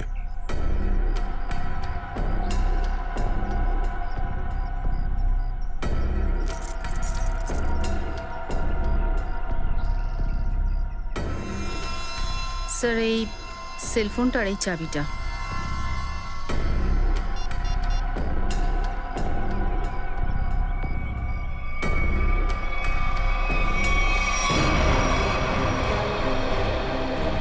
চেতন, এদিকে আয়। চেতন, এদিকে আয়। না, ওকে ছেড়ে দাও। কেন ওকে ছেড়ে মেরেছিস দাও, প্রিয়াকে? আমার ছেলে। বল, কেন মেরেছিস ওকে? স্যার স্যার আমি মারিনি স্যার। ও কিছু করেনি, নিশ্চয়ই অন্য কারোর কাজ এটা। ও এটা করতে পারে না। এই যে দেখে নিন, 11:30টার সময় আপনারই ছেলে ফোন করে প্রিয়াকে ডেকে নিয়েছিল, তারপর তাকে মেরে তার লাশটাকে নিজের গাড়ির ডিকিতে লুকিয়েছে। হ্যাঁ, ও কখন একটা আরশোলাকে মারেনি, আর একজন মানুষকে খুন করা তো দূরের কথা। ওকে দয়া করুন, আপনার নাম তো দয়া না? ওকে দয়া করুন, ও আপনার ছোট ভাইয়ের অপরাধী মতো। কারোর ভাই হয় না। রেডি, বিরতি নিয়ে যাও একে। চল। না স্যার, না স্যার, মাকে ছেড়ে দিন, ওকে নিয়ে যাবেন না। স্যার আমার কথা বিশ্বাস করুন স্যার, আমি কাল রাতে প্রিয়ার সঙ্গে দেখা করেছিলাম, কিন্তু স্যার আমি ওকে মারিনি স্যার, আমি ওকে মারিনি। কাল রাত 11:30টার সময় ওর সঙ্গে দেখা করেছিলেন, কেন গিয়েছিলে? স্যার বলো কেন গিয়েছিলেন? স্যার স্যার আমি অনেক সময় ওকে ফোন করে বিরক্ত করতাম। আচ্ছা, আর স্যার কাল রাতেও আমি ওকে ফোন করেছিলাম, আর স্যার ও স্যার রাগ করে আমার বাড়িতে চলে আসে। তারপরে? আর স্যার ও আমার ওপর এসে অনেক চেঁচায় আর আমাকে হুমকি দিতে থাকে যে আমি যদি আর কখনো ওকে ফোন করি তাহলে স্যার ও আমার মাকে এসে নালিশ করবে। যা কাজ করেছো তাতে তো এগুলো হবেই। তারপর কি হয়েছিল? স্যার আমি ওকে বুঝিয়ে সুঝিয়ে বাইরে নিয়ে আসি, আর স্যার ও নিজের বাড়ি চলে যায়। মিথ্যে বলছো তুমি, মিথ্যে কথা বলছো। ও ফিরে যায়নি, তুমি ওকে মেরে ফেলেছিলে গলা টিপে, তারপর লাশটাকে ফেলে দেওয়ার জন্য ডিক্কির মধ্যে রেখেছিলে। কিন্তু সকালবেলা হইচই শুরু হয় আর আমরা চলে আসি, আর তুমি ধরা পড়ে যাও, তাই তো? না স্যার, আমি ওকে ভালোবাসতাম স্যার। স্যার আমি ওকে কেন মারবো স্যার? আমি ওকে কেন মারতে যাবো স্যার, বলুন না। চেতন, এই চেতন, মায়ের ভালোবাসার থেকে বড় কিছু হতে পারে যে আমার চোখের সামনে থেকে আমার ছেলেকে তুলে নিয়ে আসবে? চেতন, আরে দাঁড়ান দাঁড়ান দাঁড়ান, মমতাময়ী মা দাঁড়ান। এরম হুড়মুড় করে কোথায় ঢুকে পড়ছেন? এই তুমি চুপ করো। মায়ের ভালোবাসা দেখতে পাও না যে চোখের সামনে থেকে ছেলেকে তুলে নিয়ে আসো? সরো, সরো এখান থেকে। চেতন, চেতন, কি অবস্থা হয়েছে? 2 ঘন্টার মধ্যে তোর কি অবস্থা হয়েছে? মুখটা শুকিয়ে গেছে। তুই ঠিক আছিস তো বাবা? হ্যাঁ মা, আমি একদম ঠিক আছি। এই চুপ কর, কোথায় ঠিক আছিস? ওরা সবাই মিলে তোকে কি অবস্থা করে দিয়েছে? আরে আমার ছেলে, ওরা কি করে বুঝবে মায়ের ভালোবাসা? যে ছেলের মুখ দেখলেই বুঝতে পারে ছেলে কেমন আছে। আমি ভালো করে জানি 2 ঘন্টা তুই কিচ্ছু খাসনি। আরে না মা, আমার একদম খিদে পাইনি। আমি আমার হাত দিয়ে খাবার বানিয়ে এনেছি, আর তুই বলছিস খিদে নেই? তাড়াতাড়ি খা পকোড়া। খুব কম ছেলেরই ভাগ্যে জোটে মায়ের হাতের খাবার। এই চুপ কর। ভাত খাবি? ভাতও নিয়ে এসেছি। ঠিক আছে, আবার যদি খিদে পায় খেয়ে নিবি। হ্যাঁ, যদি খাওয়া দাওয়া হয়ে গিয়ে থাকে তো কাজের কথা বলি। কিছু যদি জিজ্ঞাসা করে থেকে জিজ্ঞাসা করো না। খাচ্ছিল তো আমার ছেলে, আমি কি খেয়েছি? হ্যাঁ, আপনার ছেলের গাড়ির ডিকিতে লাশ পাওয়া গেছে, লাশ, বুঝতে পেরেছেন? আর লকটাকে কেউ ভাঙার চেষ্টা করেনি। তার মানে হলো যে লকটা অরিজিনাল চাবি দিয়েই খোলা হয়েছে। আর যেরকম এক্ষুনি আপনার ছেলে বলল আমাদের যে গাড়ির চাবি ওর কাছে ছাড়া আর কারোর কাছে থাকতো না। আর যদি অন্য কেউ খুলে থাকে তাহলে সে ডুপ্লিকেট বা দ্বিতীয় চাবি দিয়েই খুলেছে। আরে দ্বিতীয় চাবিটা তো আমার কাছে, বাড়িতে রেখে এসেছি। কি আপনার কাছে আছে ডুপ্লিকেট চাবি? আবার কি? ফ্রেডি, এনার সঙ্গে এনার বাড়িতে যাও আর ডুপ্লিকেট চাবিটা নিয়ে এসো। আমি স্যার? হ্যাঁ হ্যাঁ চলো, আর তার সাথে সাথে পকোড়াও খাইয়ে দেবো চাবির সঙ্গে। আরে স্যার, আমাকে কেন ফাঁসালেন বলুন তো? ভগবান জানে কি করবে আমার সাথে। আরে গুজগুজ কেন করছো? যেতে হয় চলো, নালে এখানে বসে থাকো, আমি চললাম। হ্যাঁ চলুন। স্যার, স্যার সুরজ আর রিনার সেলফোনের লোকেশন ওয়াসি হাইওয়ে ক্রস করার পর থেকে সুইচ অফ বলছে। আচ্ছা, থাকে আন্ধারিতে আর বাসিতে ঘুরতে গেছে। এক্স্যাক্টলি। স্যার, সূর্য আর রিনা বাচ্চাদের বাড়িতে রেখে গেছিল। মেয়ে মারা গেল আর 8 বছরের ছেলে উধাও। এরা যাচ্ছিল কোথায়? একটা কাজ করা যাক, হাইওয়েতে যতগুলো চেকপোস্ট আছে, ওয়াসি, পানভেল, লোনাভালা, এখান থেকে ফুটেজ জোগাড় করো, জানতে পারা যাবে ওরা কোথায় যাচ্ছে। ঠিক আছে, থ্যাংক ইউ স্যার। সুরজের ফোন রেকর্ডস চেক করেছি। 8টা থেকে 9টার মধ্যে একটা নাম্বার থেকে বারবার ওর ফোন আসছিল। কার নাম্বার ওটা? স্যার, তরুণ নামের কোনো একটা লোকের। তরুণ? চলো একবার তরুণকে মিট করে নি। আগে তরুণ? হ্যাঁ বলুন, কিন্তু আপনারা? আমরা সিআইডি থেকে আসছি। ও আচ্ছা, সিআইডি। হ্যাঁ, ভেতরে আসুন, ভেতরে আসুন, আসুন আসুন, বসুন না স্যার। সুরজ আর রিনা কোথায়? স্যার, ওরা ওদের ঘরেই আছে স্যার। নেই ওখানে, সেই জন্যই আপনাকে জিজ্ঞেস করছি কোথায় ওরা দুজন। কি স্যার, কাল আমার এখানে একটা ছোট্ট পার্টি ছিল, ওই গেট টুগেদারের মতো। স্যার, ওরা দুজন মিলে ওখানে এসেছিল। সুরজের কল রেকর্ড থেকে বোঝা যাচ্ছে যে কালকে রাতে আপনি বেশ কয়েকবার ওকে কল করেছিলেন। হ্যাঁ স্যার, আসলে ওরা আসতে রাজি হচ্ছিল না, এই জন্য আমি বারবার ফোন করে ওদের কনভিন্স করছিলাম। আচ্ছা, একটা কথা বলুন যে ওরা দুজন রাত্রির এখান থেকে বেরিয়েছিল কটায়? এই ধরুন 1:30 হবে। কিন্তু তরুণ দেখুন, ওরা দুজন এখনো বাড়িতে পৌঁছয়নি। কি? তরুণ, কাল রাতে আপনার পার্টিতে যতগুলো গেস্ট এসেছিল তাদের লিস্ট চাই আমাদের। আর সুরজের ব্যাপারে কোনো কিছু জানতে পারলে সঙ্গে সঙ্গে ইনফর্ম করবেন। এটা তো নিশ্চিত যে সোনুকে কিডন্যাপ করা হয়েছে, কিন্তু সেই কিডন্যাপার এখানে পৌঁছলো কি করে, আর এখান থেকে বাচ্চাদের নিয়ে গেলই বা কিভাবে? স্যার, এই বাড়ির ছবি প্রিয়ার কাছে। তার মানে রাতে যখন প্রিয়া বাড়ি থেকে বাইরে বেরিয়েছে তখন দরজা লক করে গিয়েছিল। আর স্যার, এই বাড়িতে জবরদস্তি ঢোকার কোনো চিহ্ন, কোনো প্রমাণ পাওয়া যায়নি। আর মেন ডোরের লকটা এতটাই উঁচুতে যে 8 বছরের কোনো বাচ্চার পক্ষে খোলা অসম্ভব। আর স্যার, রেন পাইপে চড়েও এই বাড়িতে ঢোকা খুব একটা পসিবল মনে হচ্ছে না। 1 মিনিট, পসিবল হতে পারে। এই দেখো, যখন থেকে এই মইটাকে দেখেছি আমার মাথার মধ্যে চক্কর কাটছে। এত বড় একটা বাড়িতে এই ধরনের মই কেন রাখা আছে?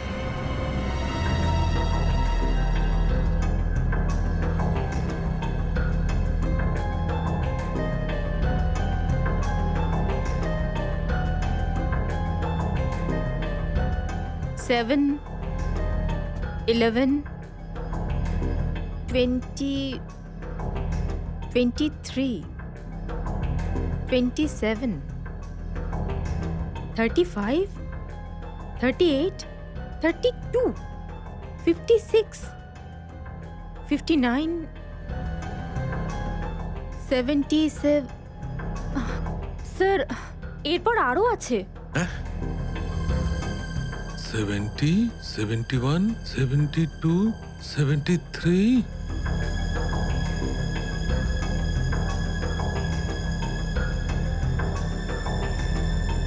কি এতগুলো খুনি?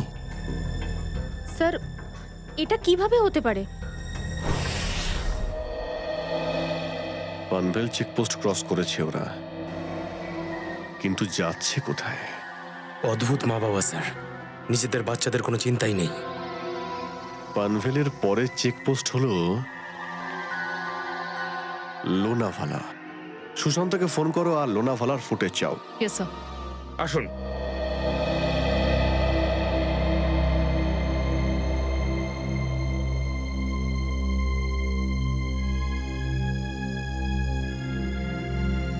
কি হলো? চাবি নিশ্চয়ই পাননি। পাওয়া যায়নি। আমি জানতাম। আমার ছেলেকে ছেড়ে দাও, ও কিচ্ছু করেনি, আমার ছেলেকে ছেড়ে দাও। আচ্ছা, আপনি এটা বলুন যে আপনার কাভার্ডে যে ডুপ্লিকেট চাবি আছে সেটার ব্যাপারে আর কে কে জানতো? শুধু আমি, আমার স্বামী আর আমার ছেলে। আপনি আমার খুব ভালো করে ভেবে চিনতে বলুন, গত 1 সপ্তাহে আপনার বাড়িতে কে কে এসেছিল? হ্যাঁ, আমি বলছি। 1 মিনিট, আমি লিখে নিচ্ছি, আপনি বলুন। হ্যাঁ, আমার ভাই, ওর বউ, আমার স্বামীর বন্ধু আর আমার দেওর। ওর বন্ধুও এসেছিল আর আর আমার বোন। ব্যাস এরাই এসেছিল। ব্যাস, আর কেউ না? আগে না। আমার বন্ধু রাকেশ, ললিতা, যোগীও এসেছিল। হ্যাঁ, ওরা কবে এসেছিল? রবিবারে, তুমি যখন বাড়ি ছিলে না। আমি তোকে বারণ করেছি না যে কাউকে বাড়িতে ঢুকতে দিবি না? কেন এনেছিস তুই? ওই আমাদের কিছু প্ল্যান ছিল। কি প্ল্যান ছিল? দেখো, তুমি যদি সত্যি না বলো তাহলে কিন্তু খুনি ধরা পড়বে না, আর আমরা কিন্তু তোমাকেই হ্যারাস করব। আমাদের ড্রিঙ্ক করার প্ল্যান ছিল। হে ভগবান, আমি ছিলাম না আর তোরা ড্রিঙ্ক করতে লেগে গেছিস। হে ভগবান, কি বলবো আমি তোদের? হে ভগবান, তোকে আমি এই শিক্ষা দিয়েছি? হ্যাঁ, বলেছিলাম বন্ধুদের সাথে মিশবি না, তবে ওদের একটা আসতে কথা দিবি সত্যি, না। এই কাজটা করা কিন্তু কারো একার পক্ষে সম্ভব নয়। বাচ্চাটাকে নিয়ে যাওয়া, প্রিয়াকে খুন করা আর মইটার ব্যবহার করা। হ্যাঁ ডক্টর সালুকে, কি জানতে পারলেন মইটা থেকে? আরে ভাই, এই মই থেকে তো অনেক কথা জানা গেছে। তা আমাদেরও বলুন যে আপনি কি খুঁজে পেলেন। এই মইটা থেকে আমরা 80 জনের ফিঙ্গারপ্রিন্ট পেয়েছি। আঙুলের চিহ্ন হয়তো 80 জনের পাওয়া গেছে, কিন্তু এই মইয়ের ওপর চড়ে কিন্তু শুধুমাত্র 2 জন। ডক্টর সালুকে, এই কথাটা মইটা এখানে আনবার আগে থেকেই আমাদের জানা ছিল। আরে দয়া, তোমার থেকে এটা আশা করিনি। আরে ভাই, আগে আমার পুরো কথা শুনে নাও, বুঝে নাও, তারপর কোনো কমেন্ট করবে, ওকে? তুমি শুধু এইটুকু জানো না যে এই মই দিয়ে মাত্র 2 জন গেছে, কিন্তু এটা তো জানো না যে ওই 2 জন লোক মই দিয়ে নামেনি। আমি বলছি, দেখো, যখন 2 জন লোক মই দিয়ে উঠবে তখন এইভাবে মইটাকে ধরে ওপরে যাবে। 2 জন আলাদা আলাদা লোকের আঙুলের ছাপ ওই মইতে একটা ফ্রিকোয়েন্ট ইন্টারভ্যালে পাবে, যেমন আমরা এই মইতে পেয়েছি। কিন্তু ওই লোক দুটো যখন নামবে তখনও তো মইটাকে এইভাবে ধরে আস্তে আস্তে নামবে না, তাহলে নাববারও একটা চিহ্ন পাওয়া যাবে। ওই নাবার চিহ্নটা আমরা কিন্তু পাইনি। সেই কারণে আমি বলছি যে এই মই দিয়ে 2 জন লোক উঠেছে তো বটে, কিন্তু নামেনি। আরও একটা ব্যাপার, এই মইটা বানানোর জন্য 5টা আলাদা ধরনের কাঠের ব্যবহার হয়েছে। আমার তো মনে হয় যে যেখান থেকে যা কাঠ পেয়েছে কেটে কুটে বানিয়ে ফেলেছে। তার মানে হচ্ছে যে এই মইটা যে বানিয়েছে সে অদক্ষ। ক্যারিশমাটা এই যে এই মইটা খুব দক্ষতার সঙ্গে বানানো হয়েছে। এই মইটা দেখে মনেই হচ্ছে না যে একটা অদক্ষ লোক এটা বানিয়েছে। আর হ্যাঁ, এই মইতে যে স্ক্রুগুলো ব্যবহার করা হয়েছে না, একদম নতুন স্ক্রু। আমার তো মনে হয় মইটা রিসেন্টলি, মানে 2-4 দিনের মধ্যেই তৈরি করা হয়েছে। আর একটা কথা, এই মইটার হাইটটার ব্যাপারে একটা কথা আমার কানে গেছে, আমি বলছি।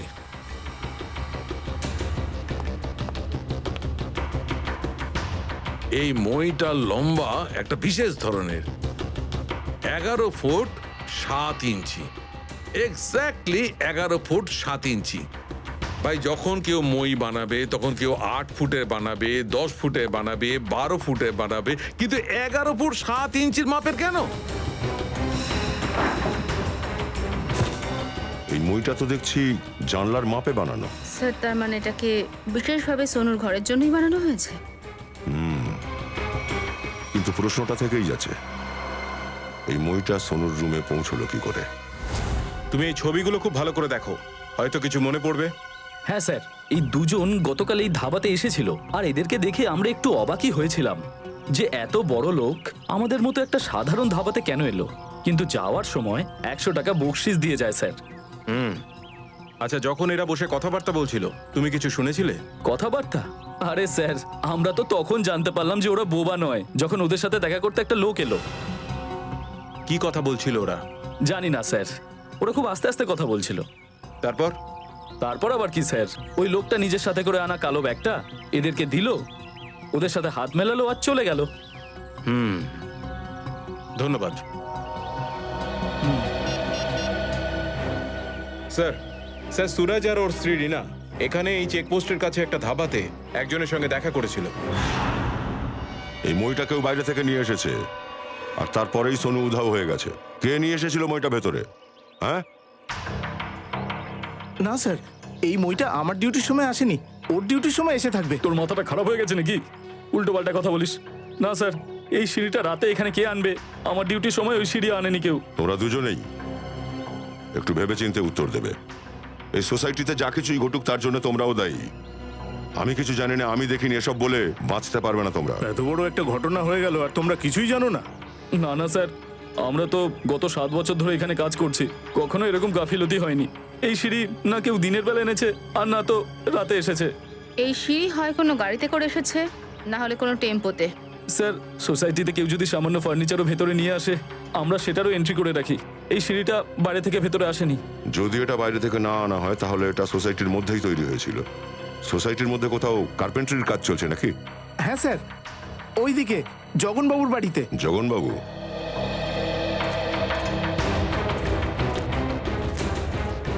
আরে আরে, এটা কি করছেন? এই মইটাকে এখানে রাখলেন কেন ভাই? হ্যাঁ, ঠিক এইরকম 20টা মই চাই আমাদের। তাহলে আপনারা এখানে কেন এসেছেন? কোনো ফার্নিচারের দোকানে যান না? দেখুন, এই মইটা আপনিই বানিয়েছেন, আমাদের হুবহু এরকমই একটা মই লাগবে। আপনি এই ব্যাপারটা ভালো বোঝেন, আর এরকম একটা মই বানানোর জন্য আপনি যত টাকা চান সব দেবো।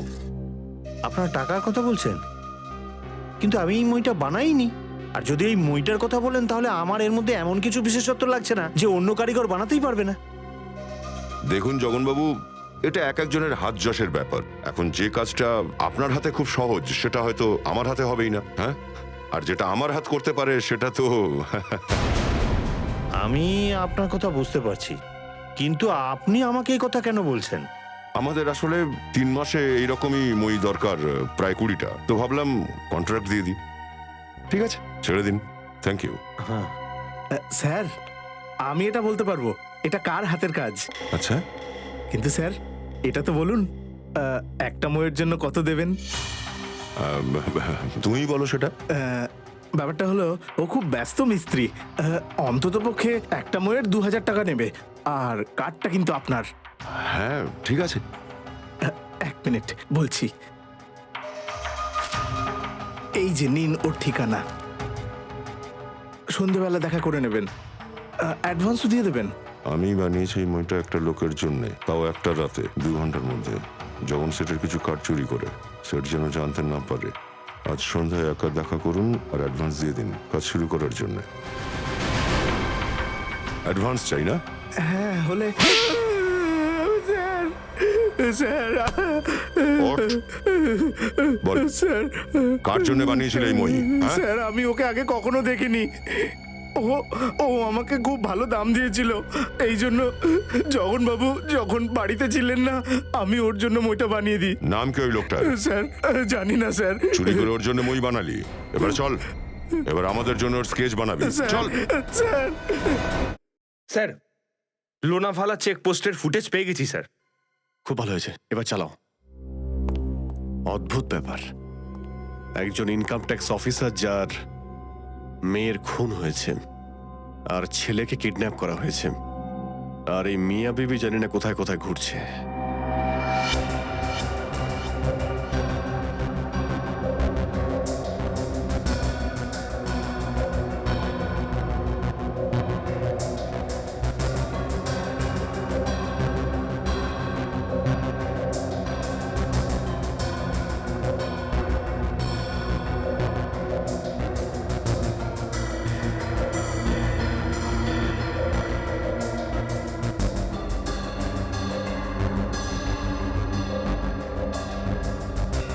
তো মনে হচ্ছে ওর গাড়ি লোনাভালাতে কোনোভাবেই পৌঁছয়নি। স্যার তার মানে হচ্ছে যে এখনো ওরা ওই দুটো জায়গার মাঝখানেই রয়েছে। ফ্রেডি, সুশান্তকে ফোন করো। লোনাভালা আর পানভেলের মধ্যে যে সমস্ত হোটেল আর ধাবা আছে সমস্ত জায়গায় যেন জিজ্ঞাসাবাদ করে। কেউ তো নিশ্চয়ই গাড়িটা দেখেছে। Yes sir. শ্রেয়া, তুমি আরেকবার চেক করো তো, ওয়াসি চেকপোস্ট আরেকবার চেক করো। Yes, sir.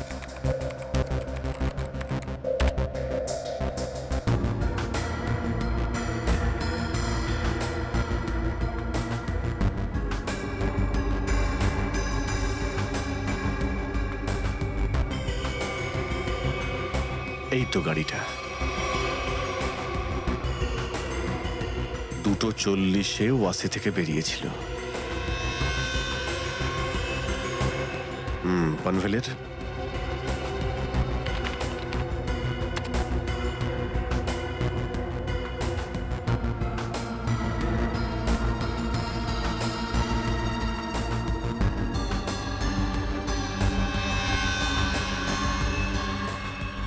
এই তো এসেছে। পজ।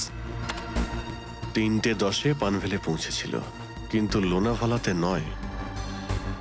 1 মিনিট, এদের গাড়ির পিছনে যে গাড়িটা দেখা যাচ্ছে এই গাড়িটা তো আমি ওয়াসিতেও দেখেছি। ওয়াসির ফুটেজটা দেখাও।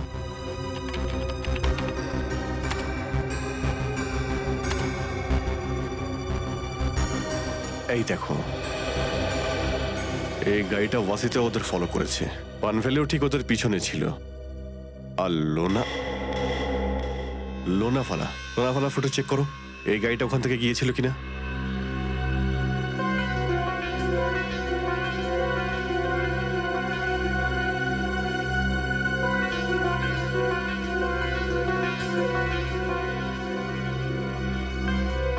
না, এই গাড়িটাও লোনাভালা দিয়ে পাস করেনি।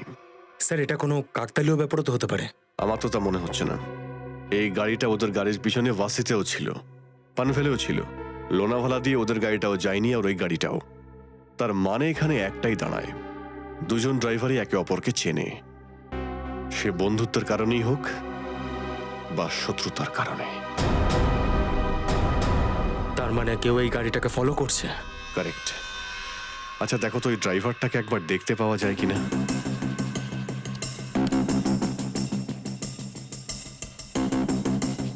এবার জুম করো তো।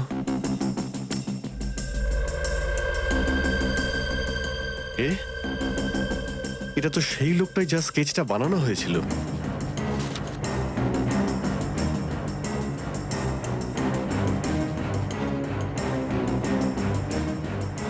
কারেক্ট। চলো, গাড়ির নাম্বার তো আছে আমাদের কাছে।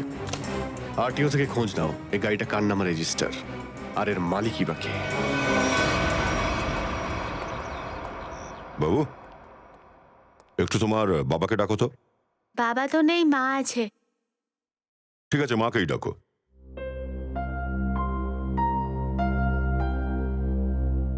কিন্তু আপনারা কারা? বাবু, আমরা সিআইডি থেকে আসছি। সিআইডি? কি সিআইডি? কি হয়েছে ওর বাবার? বাবু তুমি একটু ভেতরে যাও। যাব। স্যার, বনি আবার কি করেছে? খুন আর কিডন্যাপিং। কি এসব আপনারা কি বলছেন স্যার? বনি তো 2 দিন আগে কিছু বিজনেস ট্যুরের জন্য বাইরে গেছে। একদমই না, উনি একেবারেই বাইরে যাননি। ছবিটাকে ভালো করে দেখুন, এই ছবিতে উনি কাউকে ফলো করছেন। এই গাড়িটা আপনাদেরই তো? হ্যাঁ, এই গাড়িটা আমাদের, কিন্তু এখানে যে বসে আছে সে বনি নয়। কি? ছবির এই লোকটা বনি নয়? হ্যাঁ স্যার। বিট্টু, বাবার ছবিটা নিয়ে এসো। আচ্ছা, একবার এই বনির ফোন নাম্বারটা দিন। হ্যাঁ স্যার, 37568853। স্যার, কাল রাত থেকে আমিও বনিকে ফোন করছি, কিন্তু ফোনটা বন্ধ বলছিল। হ্যাঁ স্যার, ফোন বন্ধ। মা, বাবার ছবি। স্যার, এইটা বনির ছবি। যদি এ বনি হয়ে থাকে তাহলে এই গাড়িতে কে বসে আছে? দুজনের চোখ তো একই রকম লাগছে।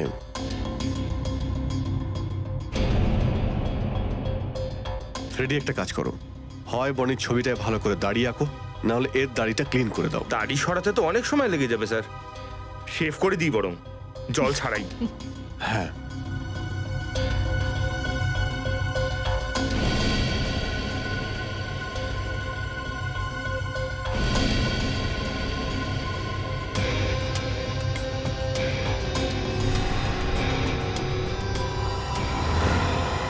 এ তো একই লোক। আরে স্যার, সাহস তো দেখুন এর একবার। চেতনের গাড়িতে প্রিয়ার লাশ রেখে দিল, তার উপর গোপ দাঁড়িয়ে রেখে এদিক ওদিক ঘুরে বেড়াচ্ছে। ওদের একবার ডেকে আনো তো। আচ্ছা, এই দুজন লোককে কি আপনারা চেনেন?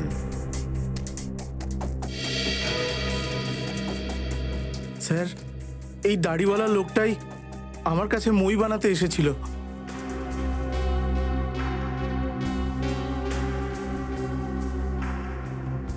কিন্তু এই দাড়ি ছাড়া লোকটাকে আমি চিনি না। চেতন, তুমি কি চেনো? দেখুন স্যার, আমি এই দুজনের মধ্যে কাউকেই চিনি না। কবিতা দেবী, আপনি? কবিতা দেবী, আপনি চুপ করে থাকবেন না। আপনার ছেলের উপরে প্রিয়ার খুনের অভিযোগ রয়েছে, আর আপনার সাক্ষ্য হয়তো ওর জীবনটা বাঁচিয়ে দেবে। এই দুটো ছবি বনির। বনি? মাই বনিকে? তোর কাকার বন্ধু। অনেকবার বারণ করেছি তোর বাবাকে যে এদের বাড়িতে নিয়ে এসো না, ওরা ভালো নয়, একদিন না একদিন আমাদের বিপদে ফেলবে। ওইটাই তো হলো, আমাদের বিপদে ফেলে দিল। আমার কথা তো কেউ শুনবেই না। আচ্ছা, ঠিক আছে, রেডি।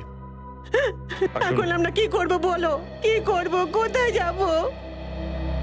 স্যার, একটা ব্যাপার তো ক্লিয়ার, যে এই সব কিছুর পিছনে বনিই রয়েছে। বনি তো আছে সচিন, কিন্তু আরো একজন আছে। হ্যালো, কি? সুরজ পালিয়ে গেছে? কিভাবে? তুমি বাচ্চা রিনার খেয়াল রাখো, আমি আসছি। ঠিক আছে, মাছ জালে ফেসে গেছে স্যার, এক্ষুনি বেরোচ্ছে।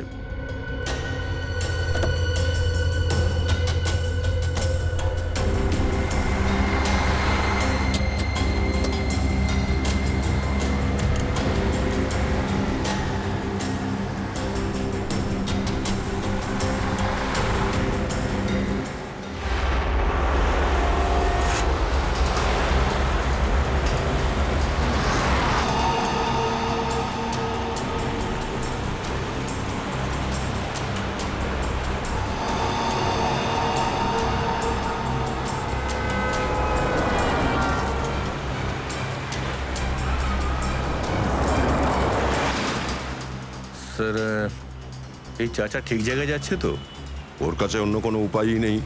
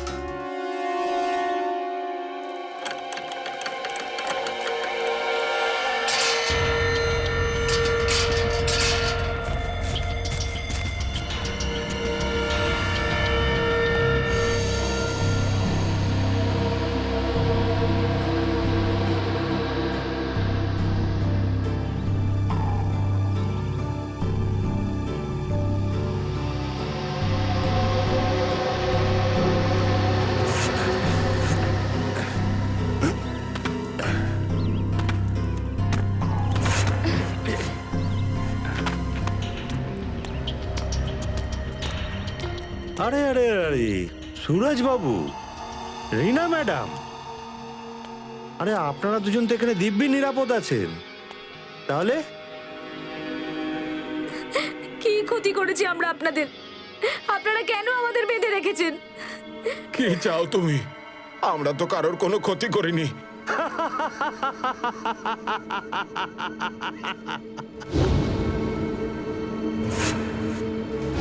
যারা কষ্ট দিয়ে থাকে তাদের কষ্ট পাওয়াই উচিত।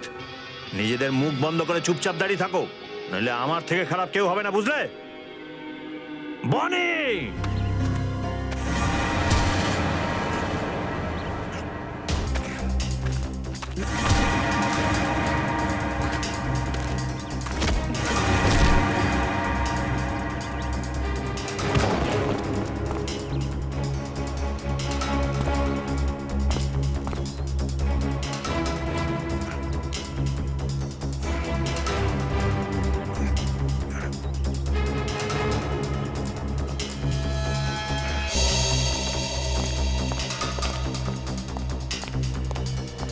মোহনবাবু, মোহনবাবু আপনি এখানে? হ্যাঁ ভাই, এরা যখন এখানেই বন্দি হয়ে আছে তো আমাকে ফোন করে কেন বললে যে সুরজ পালিয়ে গেছে?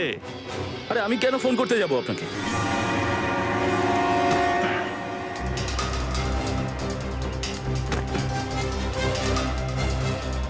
যদি তুই ফোন না করে থাকিস তো কে ফোন করেছিল?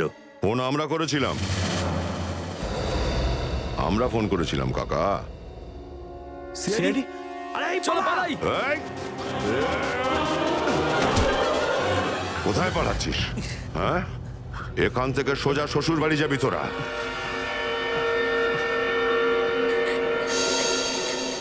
আমার ছেলে সোনু কোথায়? ছেড়ে দাও দয়া।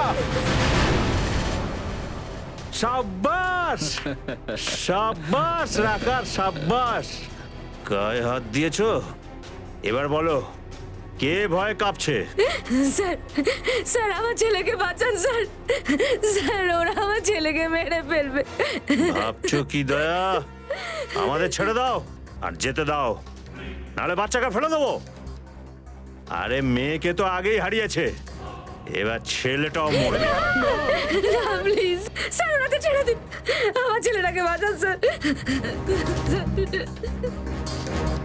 রেডি? এদের দুজনকে হাত করি পরাও। আরে স্যার, স্যার, স্যার এরকম করবেন না প্লিজ স্যার। স্যার, স্যার আমার ছেলেটা, স্যার ছেড়ে দিন, আমি হাত জোর করছি, ছেড়ে দিন এদের স্যার। হ্যাঁ স্যার, এই দুজনকে ছেড়ে দিন। এই দুজনকে তো আমরা পরেও ধরতে পারবো, কিন্তু এখন বাচ্চাদের উদ্ধার করাটাই জরুরি। হাতে আসা অপরাধীদের ছেড়ে দেওয়া বুদ্ধিমানের কাজ। ফ্রেডি, শুনলে না আমি কি বললাম? হাত করি পরাও এদের। বসকে ছেড়ে দে দয়া, না হলে বাচ্চা দেখ আমার হাত স্লিপ করছে কিন্তু। স্যার প্লিজ আমার ছেলেটাকে বাঁচান। কিচ্ছু হবে না ওর, কিচ্ছু হবে না। স্যার, এই মুহূর্তে বাচ্চাটাকে বাঁচিয়ে নেওয়া যাক, ওরা দুজনকে পরে দেখা যাবে। ময়ূর, হাত করি পরাও এদের। এটা আমার এলাকা, আর আমার কথা মতোই সব চলে।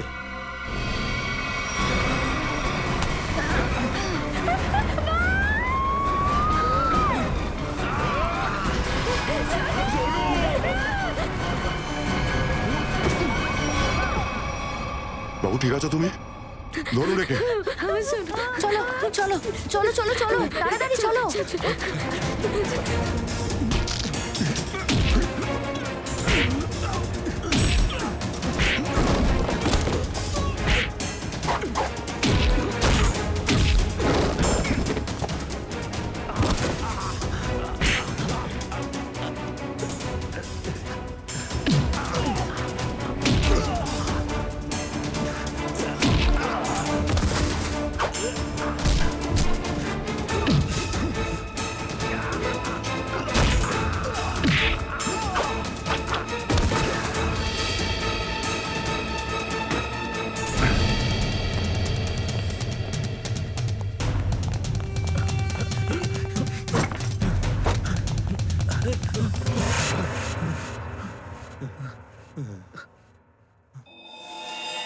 কি বলছিলিস জানো তুই? হ্যাঁ, এখানে তোর রাজত্ব? হ্যাঁ, হ্যাঁ, আমি ওর উপর প্রতিশোধ দিতে চেয়েছিলাম। আজ থেকে 5 বছর আগে এর জন্য আমার জেলে যেতে হয়েছিল। আমার জীবনের সমস্ত দুরমণি কারবার ধরা পড়ে যায়। মনে পড়ে সুরজ? আমার নাম মোহন। মোহন। মোহন? হ্যাঁ স্যার, মনে পড়েছে, কিন্তু ও সব টাকাটাই কালো টাকা ছিল, বেআইনি। আমি একজন ইনকাম ট্যাক্স অফিসার, আমার ডিউটি এটাই যে এই ধরনের কালো টাকাকে সরকারি কোষাগারে জমা করি, আর এই কালো টাকা যাদের কাছে আছে তাদের জেলে। যদি আমি এরকম করে থাকি তাহলে ভুল কি করেছি? আর এসবের প্রতিশোধ তুমি প্রিয়াকে খুন করে আর সোনুকে কিডন্যাপ করে নিতে চেয়েছো। আমি একেবারে ওকে শেষ করতে চেয়েছিলাম। আমি ওর ছেলে সোনুকে অপহরণ করি, তারপর ওর কাছ থেকে মুক্তিপণ চাই, আর তারপর রেস্টুরেন্টের বাইরে আমার এক বিজনেসম্যান বন্ধুকে বলে ওকে একটা কালো ব্যাগ ধরিয়ে ওর ছবি তুলে রাখি। কিন্তু তুমি আমার নিরীহ মেয়েটাকে মারলে কেন? ও কি ক্ষতি করেছিল তোমার? ও আমায় সোনুকে নিয়ে যাওয়ার সময় দেখে ফেলেছিল, আর ও যদি বেঁচে থাকতো তাহলে আমার জন্য বিপদ হতে পারতো। তোর ব্রেনের মধ্যে নিশ্চয়ই ঘুরপাক খাচ্ছে এটা, যে আমরা তোর খোঁজ কি করে পেলাম। হ্যাঁ, যখন আমরা এটা জানতে পারলাম যে এই লোকটা, এই বনি তোরই বন্ধু, তখন আমরা তোদের কুষ্টি ঠিকুজি বের করলাম। আর ফোন রেকর্ড থেকে এটাও পরিষ্কার হলো যে তোরা দুজন খুব প্রিয় বন্ধু।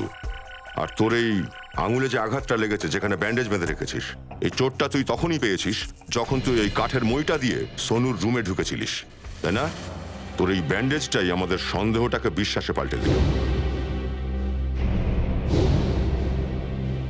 এ একটা নিষ্পাপ মেয়েকে খুন করেছে, একটা বাচ্চার সঙ্গে একটা সরকারি অফিসার আর তার ওয়াইফকে কিডন্যাপ করেছে, আর তুই এই সব ব্যাপারে একে সাহায্য করেছিস। তোদের দুজনেরই শাস্তি হবে, যাবজ্জীবন আর না হলে ফাঁসি।